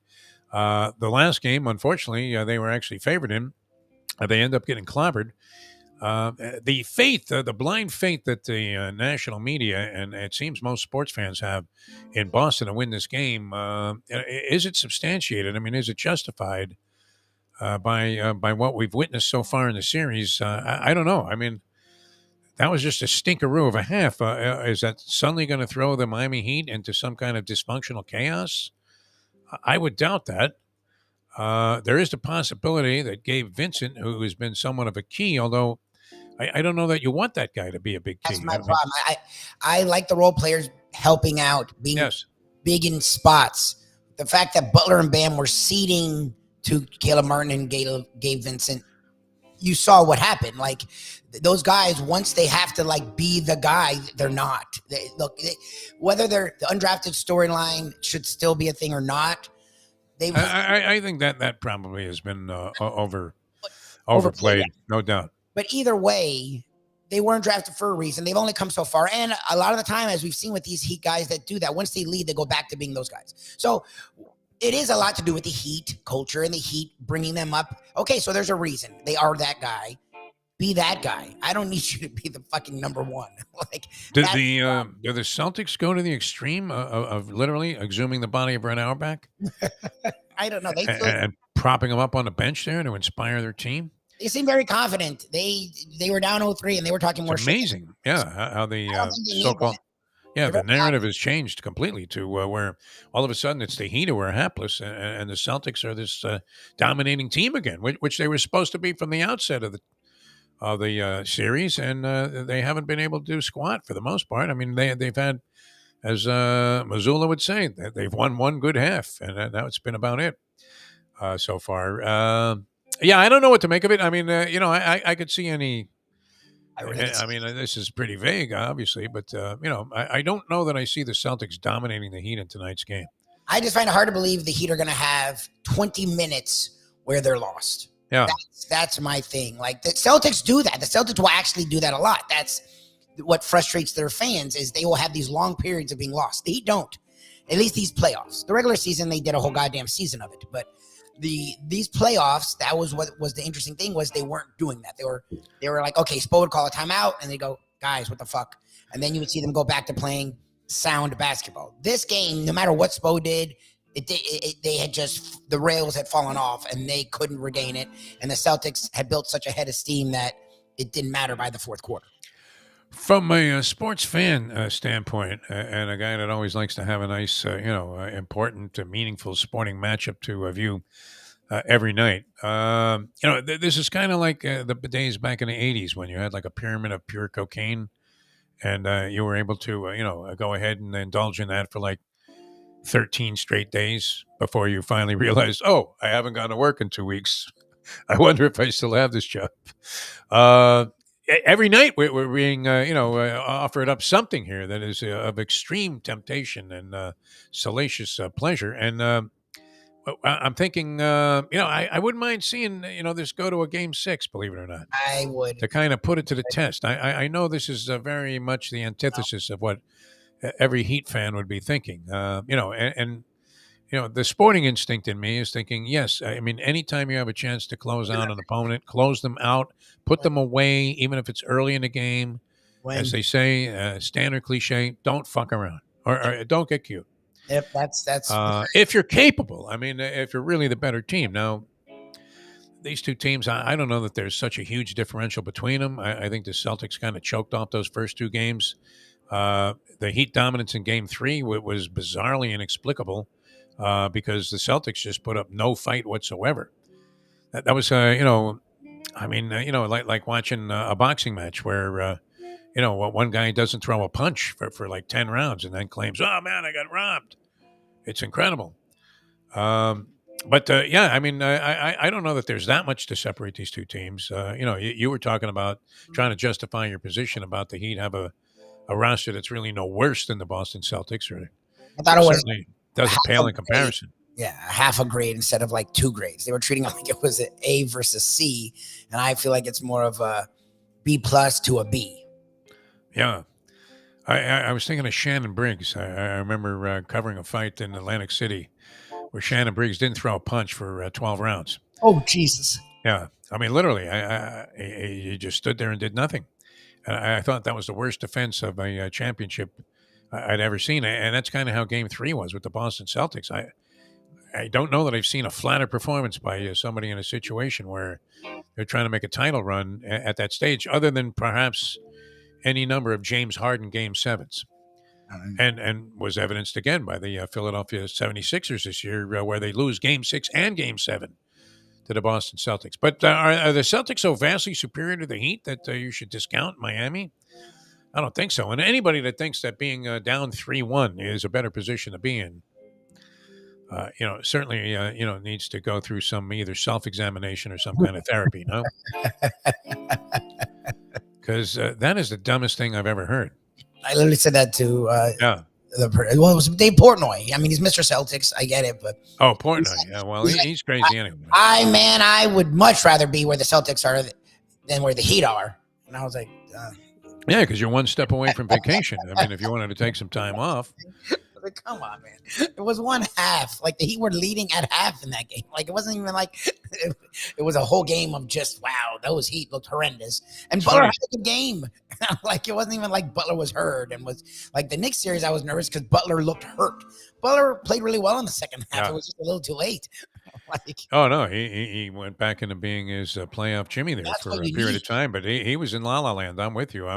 I was wondering why he wasn't in the game. I remember tuning in for a long period of time at a point in the game in the second quarter where you're not normally resting your star.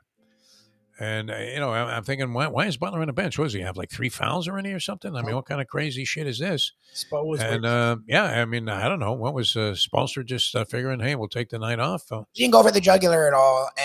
And I get it. They did have, quote unquote, house money, but it was disappointing because they actually. You can lose house money. I've done it many times. You come right in, and hit for 300. How many times have you seen me do it? Right? Well, I'm up $300 at the track, and then the next thing you know, you leave a loser. And you keep telling yourself all throughout with the house money as it's dissipating and evaporating into thin air, you keep saying, okay, I'm going to leave her up 200. And, you're inside of that 200. I'm going to leave her up 100. I'm not having a losing day. Now you're even, and all of a sudden you're into your own money again. I'm not going to lose more than 100. And you're thinking, fuck, I had this thing. It's incredible. All right, we'll come back, and I'm thinking I've been wrong in every game, so it's good. People, you were asking, did Carolina have a shot last night? Of course they had a shot. I thought maybe they win one because just the law of averages might be in their favor. Yeah, they played great the whole series. I mean, Julie, I don't know, was it someone said earlier, a win is a win, a loss is a loss. I get it. I'm not saying I'm turning it in. But it wasn't like they were losing 6-1. But if you watch the games, you're not gonna. It didn't feel like Carolina got swept. Like No, I mean you kept thinking they were going to win. like Carolina may have at times, as Wayne Gretzky thought the whole series. Yeah, been chances to win every game, no question. Like it's true. I mean, strong chances. This was on just like some cliche that you throw out there. Well, they had a chance to win. They had legitimate chances to win every game of that series. The Panthers could have just as easily been swept. There's no They doubt. lead at some point in every game. I think. Yeah. I think they led at some point in every game. I feel like that's exactly what happened. Yeah. All right. Well, we'll see what happens tonight. I don't know. So what's your thought there, Louis? I selfishly, because I want to see more games, and then we're going to have at least a week. I mean, between the start of the Stanley Cup Finals and and more likely than not, you would have to think maybe the Stars win a game or two also, and so that series gets extended, and you don't have another Panther game until a week from Saturday, which is a long way down the road. And where would it be? Where does it start, the series? Would it be in the East or the West? Do we know? Does it go by record, overall record? How they determine record? The Panthers had Panthers were the last team in. Panthers do not get home ice. Okay, so they're going to have to go to Las Vegas. Yes. Oh, I forgot. I already did, and I don't know what it'll do for us because again, we're already You here. applied for a credential during the show? I don't even know how to apply for a credential for hockey. I reached out to our Believe people because that is not only national. Oh, yeah. West Coast, and they now have that big contract with Cumulus, making them an even more national presence. And we still do a podcast after hours on Believe, and I'm in contact with Braun and Cam, the two. Why don't we volunteer to cover the Stanley Cup Finals? I reached out and just asked. And Since we know so much about the not only the game but the Panthers.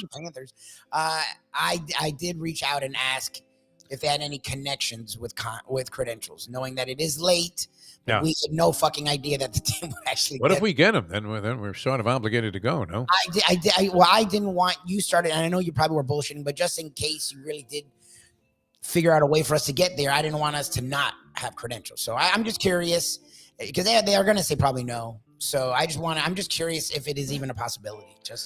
Don't they have any guys that like dedicate their podcast strictly to hockey? Well, I'm sure they can get credentials. We just, again, I don't know how close to an event like this you can get a credential. Like for radio, they would have to be some last minute considerations because look, if this was say 25 years ago, you would have not been inclined to figure that any local columnist, TV, radio personalities would be going to cover the finals if a local team wasn't involved.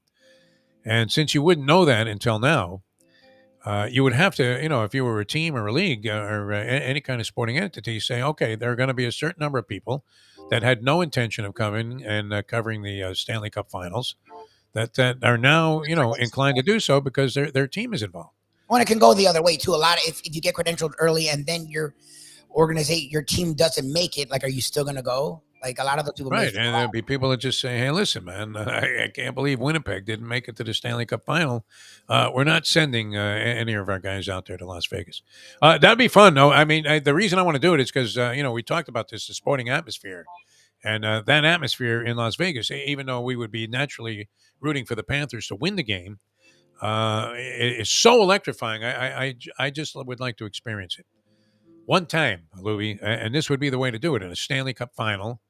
Which, who knows if either of these teams makes it back there anytime soon. With the Vegas people going crazy, they're only in the 6th year of their franchise's existence, and we would erase 30 years of futility with, some kind of a decent effort in the Stanley Cup to win the championship.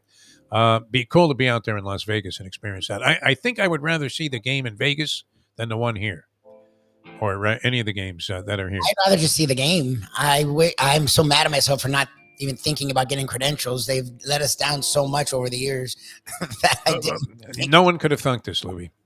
Not only that you would be in the Stanley Cup championship round, but that you're coming in on a wave of momentum, the likes of which, one of the things, regardless of how close these games were, the Panthers won them all. Yes, Mayo said it. Yeah.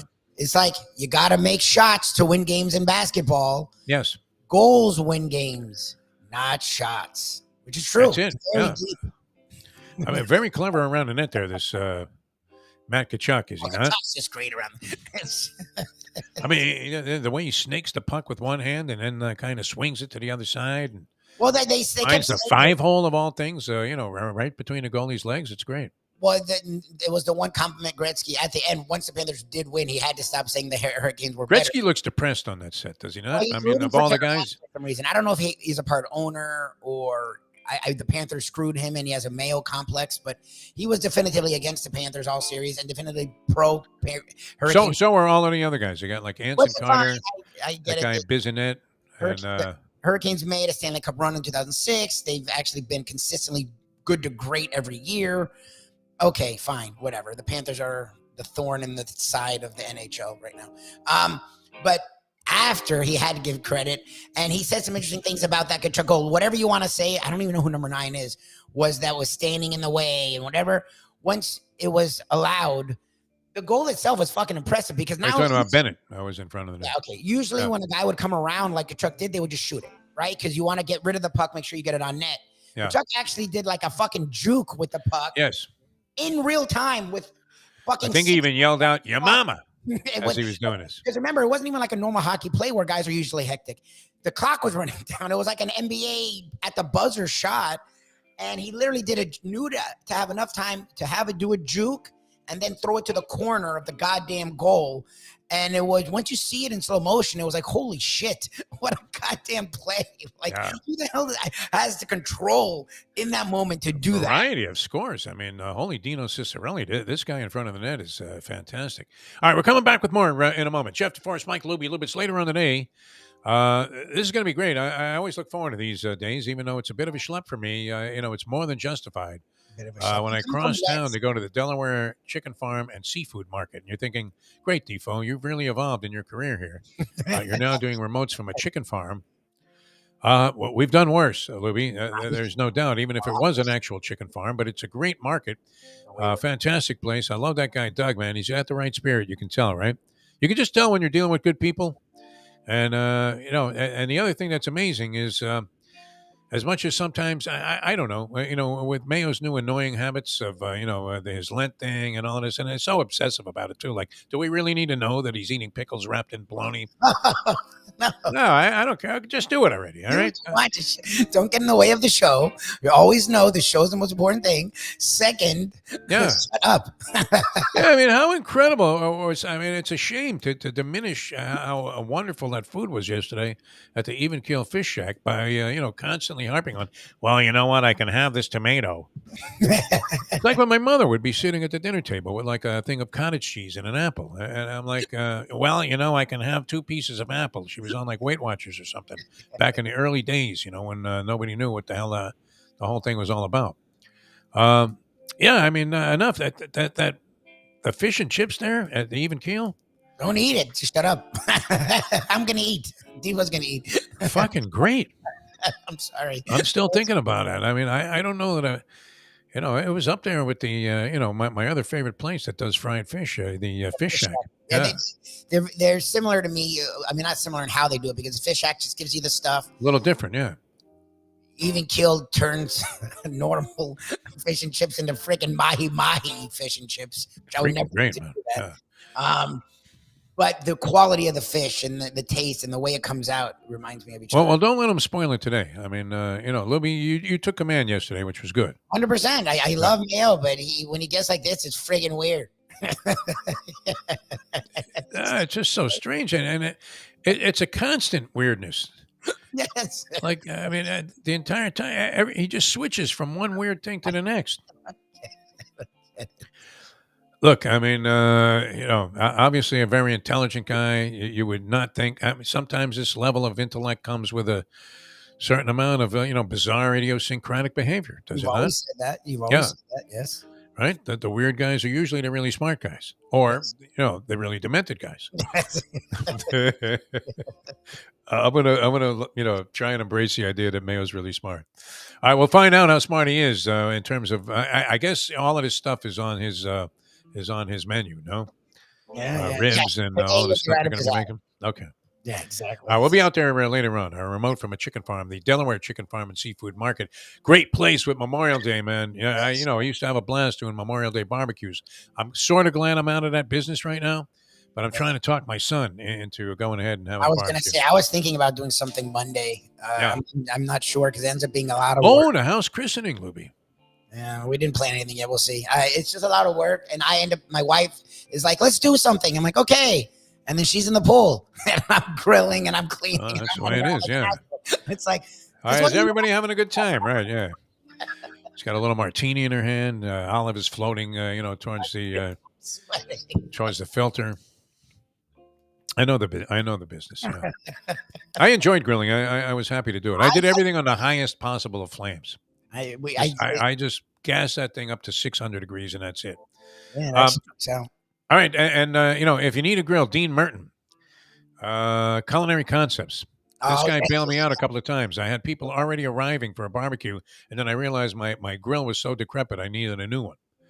And I ran out on July 4th or something, and got a new grill, and he delivered it like seconds later. Now, the store happened to be near my home at the time, but Dean Merton, one of the greats, used to work at Calder Racecourse, believe it or not, as a thoroughbred executive.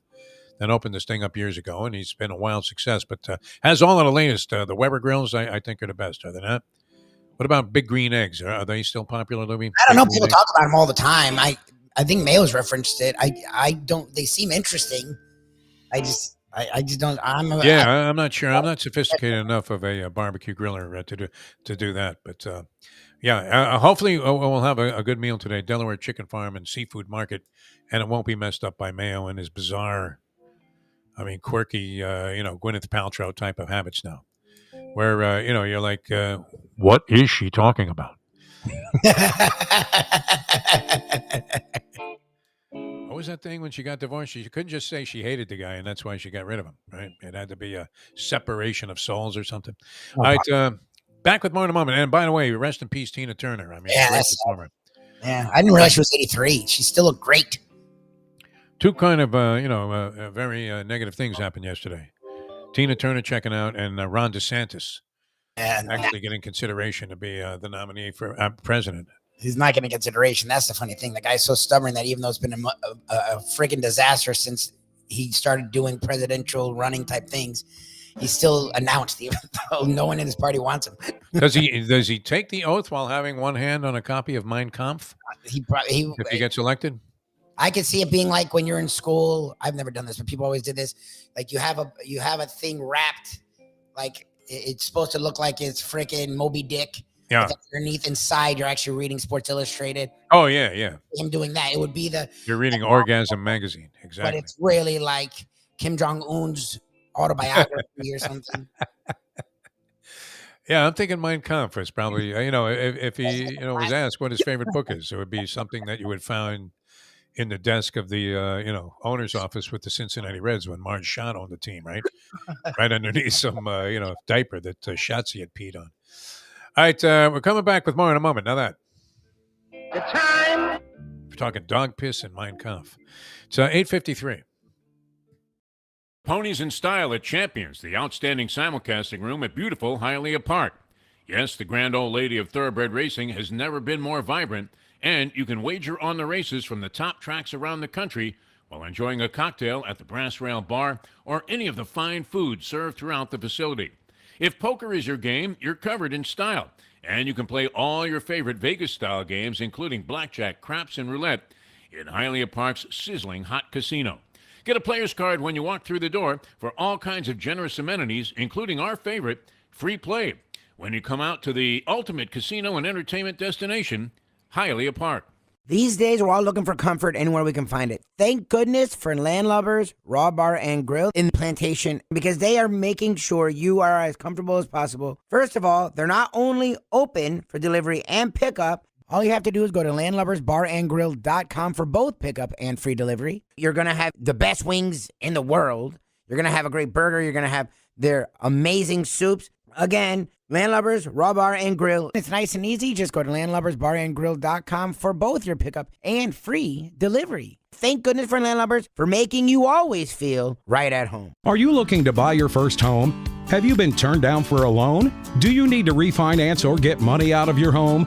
Call Michael Codsey, CEO of Choice Mortgage. He's been helping the South Florida community get mortgages for 30 years. Hi, this is Michael Codsey, CEO of Choice Mortgage. We have the most competitive fixed rates in the market. Call me 24/7, 561-441-2730. And remember, I don't just work banking hours. Make the right choice for your home. Call Choice Mortgage today.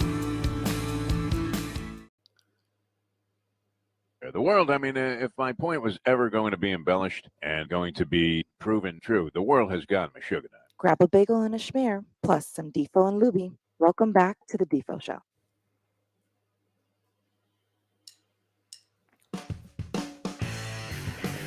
For all the derisive things that are said about social media, it does have some redeeming qualities, one of which is I get to live vicariously through the bets that are posted by our good friend Sheldon G., who is viewing the show out in Las Vegas, gets up at like 3 a.m. to watch this stuff. And, we certainly appreciate that level of support on the program. It's great. And now you've seen some of these posts, have you not, from Sheldon? Thousands. I don't know if I've ever seen a million. South Point Casino is where he's placing his bets. 25, 50. I think I've seen over 100 grand on the Chiefs. After they're down at halftime by 10, he goes and doubles up on the money line. Here's another 200,000, Lou. You're going to take that too? Right? So now you would figure a guy that's sending it in this level of denomination is going to have no problem whatsoever getting a pair of stinking hockey tickets when you could go to virtually any, premium event, right? If Bruno Mars was playing like in front of 10 people, you could easily become one of the 10 and maybe even have accommodations for a +1 with the kind of money that Sheldon G is sending in at these casinos. No? Yeah, in that town, the people who gamble and gamble big. Snap your fingers, there's a car, right? That would be Sheldon's status. 100%. He doesn't have to flash a player's card, nothing. They all know who he is. And, they see him coming in with the 2 attaches full of cash. And, in most of the sports books, even though they pretend to be rooting for you, they're hoping he walks away with nothing. 100%, yeah. And he's clobbering these guys. I mean, just burying them one after another. But he says on our chat line that even as a VIP of his stature now we're talking about some schlep here. He's whale. The term whale would be, you would think, how much higher can you bet? Do they let you bet millions? I don't think they let people bet millions. They would have to send to Japan to find a guy that's betting more money than this guy. As a sports wager, now I get it. I don't know about table games, but as a sports wager. Sports wagering would have to count at this stage. No, I'm just saying, like. The city was built on this, my friend. His numbers, I know whales a lot of time are determined, with poker or craps, but I'm talking about as a sports gambler, the numbers he puts up have got to be up there. Like, I mean. I would think one of the most significant, sports bettors out there in Las Vegas right now. I mean, Money Mayweather's afraid to get up there to the window because it's going to look like he's making a wimp bet. Yeah, after Sheldon G, checks in and says, give me UConn, 200,000. That's the other thing too. It's not just these mattress mats. No, he's not trying to sell furniture and offset his losses. But it'll be like it'll be like the Lions and the freaking Rams. Yeah. 6. Every game, man. I mean, I live vicariously through this guy, but he says that, getting VIP, even with his status, getting tickets, especially I would imagine for these Stanley Cup Finals games, close to impossible, Lubie. That's crazy. So our only vehicle would be through credentials. I asked if Mayo knows anyone. If we can get credentials, we could probably we've always found a way to make everything else work. So wow, we're going to have to do some quick planning here. That's for sure. I'm just curious about credentials. If we don't, I would even fly Spirit Airlines and subject myself to that. We'd go for today. I mean, we'd go for that. We don't need to go for long. Yeah. We could all share a room. We could do like old school Kentucky Derby. No, that's not happening. Not at 72, man. You don't want to share a room with me, and I don't want to share a bathroom with you. I'm just trying to make your dreams come true of going to this. Like, I didn't even envision going to this series. I don't have that much time left. How many derbies do I have left? I was thinking if I have 18 left, I have to live to be 90. Okay. So you start thinking along these lines, like, Jesus, Defo, get busy living or get busy dying. If this is going to be one of your lists, I would love to attend a game, even a regular season game in Las Vegas. Yeah, I would like to go out there. But a Stanley Cup final game against a team from your hometown that we've been waiting 30 years for and thought there was no hope this year. 0.0, Mr. Blutarski. These are not numbers that are going to be conducive to you sticking around very long at Faber College. We'll see. Anyway, it would be nice. It was a great win last night for the Panthers, and just fantastic for this area that we might have been awakened after years of being driven into a coma by this team. Literally, the city of false hope was never more in evidence than it was with all of the rhetoric that we've heard about, well, this is going to be the year, man. We turn it around with the Florida Panthers. Yeah, we heard that. What do you mean? That was your joke every year for like 10 years. Right. I got to give the derisive Mexican whistle there. Just Mr. Sifu. Even as you hear that, come out, you can kind of tell that it could mean a lot of things. It's like shalom, but mostly along the lines of stick it up your ass. Bobrovsky, Kachuk, unbelievable. Well, we'll see. Bobrovsky was quote unquote off, and he still played great, and they still found a way to win.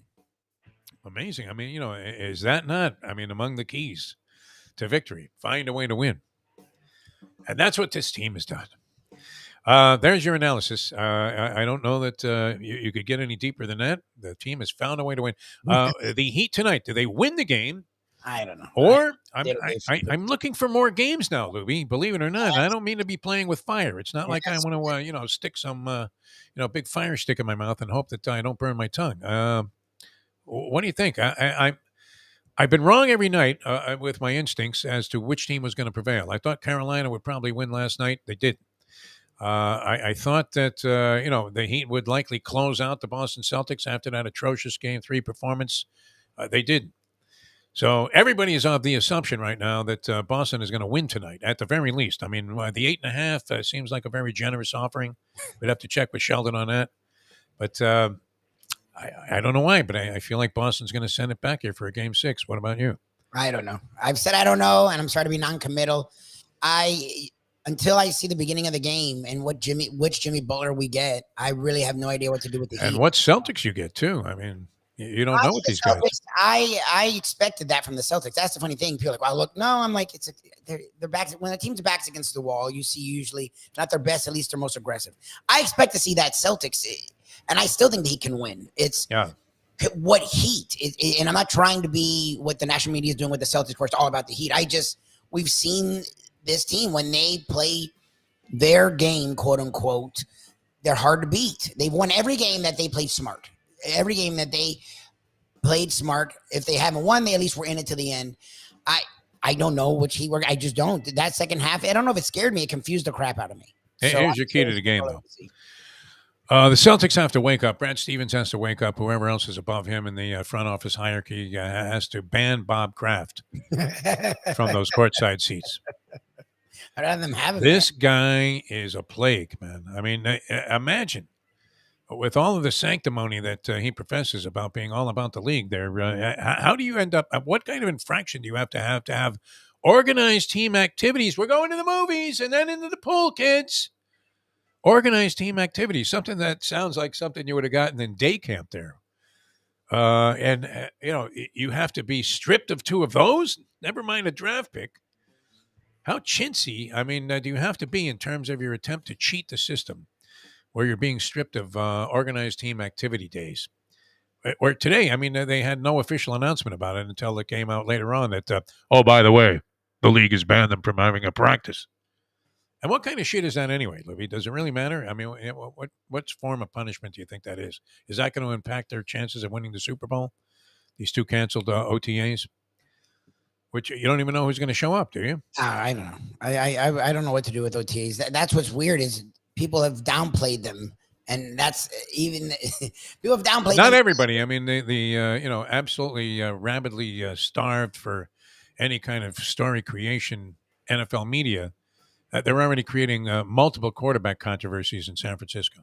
I just think it's funny. People have downplayed them for years, so they only matter so much, and the Patriots still found a way to cheat at them. Like that's what's incredible, amazing. Yeah. Like they'll cheat at anything. I think they were guilty in Deflategate, don't you? Well, duh, they were guilty in all of the stuff, and I think, and we'll talk about. We're about to leave, so I don't know about that yet. Lunchbox NFTs. None. I don't even know what the fucking NFT is, Mayo. So I don't even know how I would even get into that. I think those have been a total disaster, just like crypto. I think the Patriots and the cheating thing, as much as people want to ignore it, at some point you gotta just say it is hand in hand. Yeah. It's pathological. It's out of control. All right, we have to run. Well, we'll see you from the Delaware Chicken Farm and Seafood Market. You're saying, where the hell is that? It's on 441. It's easy. Across from the classic casino there, just south of the Hard Rock. There's a fucking chicken on the roof. It's hard to miss. Giant chicken, yeah. I mean, if you look to the west of 441, when you get past what is it, Sterling? Yeah. Just look, you'll see. it's a big ass chicken. Keep your eyes. It would be on the east side of the street. Delaware Chicken. It's on the east side. It's on the east side when you get past Sterling, whatever direction you're going. You can't miss it. Yeah, no, it's fantastic. And they have great stuff there, and I'm looking forward to eating there. And hopefully, Mayo will have come to his senses by noon. No, they're going to give him enough meat where he'll be able to mention how good. Oh, good, yeah. Yeah, fucking. If you're eating 40 pounds of meat a day, though, I mean, is it really a diet? I'm not sure. Yeah, you may lose. I guess weight. it's working for him. Yeah, good. It's going to clog your arteries. I'm all for it, man. However you come about some form of physical fitness. Like I said, a lot of my friends checking out at similar ages, and I do want to, send my regards to the friends and family of, this guy was always a good guy with me. A guy named Bill Kaplan, who was a horse trainer at Calder Race Course in here in South Florida, and of course, during the winter season when they had Gulfstream and Hialeah going for 4 months, Calder for 8. A lot of the Calder trainers took a back seat, but every now and then he would pop one in a stakes race at Hialeah Park, and you would say, wow, the amazing Bill Kaplan. So sad to hear of his passing at 77 years of age. But when you hear about these things, Lubie, I mean, you're not there yet, right? I know. You don't have to worry about your mortality at 40. I still do, but I get what you're saying. My number's blinking on the board, man. Although I did get a free pass from the dermatologist yesterday for another year. Nice. Of not needing, skin cancer, scanning. And that was good. Lucky for me. How the hell did it's got to be in DNA, no? Yeah, I think skin cancer is largely related to DNA as well as anything else. I mean, when you sit in the sun the way you sat in the sun. Oh, my God. You have no idea. You have no idea what we used to do to, get our faces, our asses in the sun. To make yourself more. And I was black, man. I mean, I was Al Jolson on stage. Oh, Jesus. Black. And that's the way we wanted to be. It's incredible that now, there's an even, still in 2023, because of DeSantis, you don't even want to land in the state of Florida if you're a black person. They're telling you, the NAACP, hey, listen, if you're a black guy, you're on your own there once you get there. I mean, we're talking, Kunta Kinte with this guy. It's unbelievable. Crazy. All right, we'll see you later on, 12 o'clock today. Thanks for tuning in, everybody. Had a lot of fun being with you today. It was a great day to celebrate some South Florida sports success, and we'll see you next time as we leave you now that. The time. And thanks to Dave for conducting the trivia challenge. Good job there by Pat. Lubie, always a great job. It's 9:07. Let's go to eat a damn snack.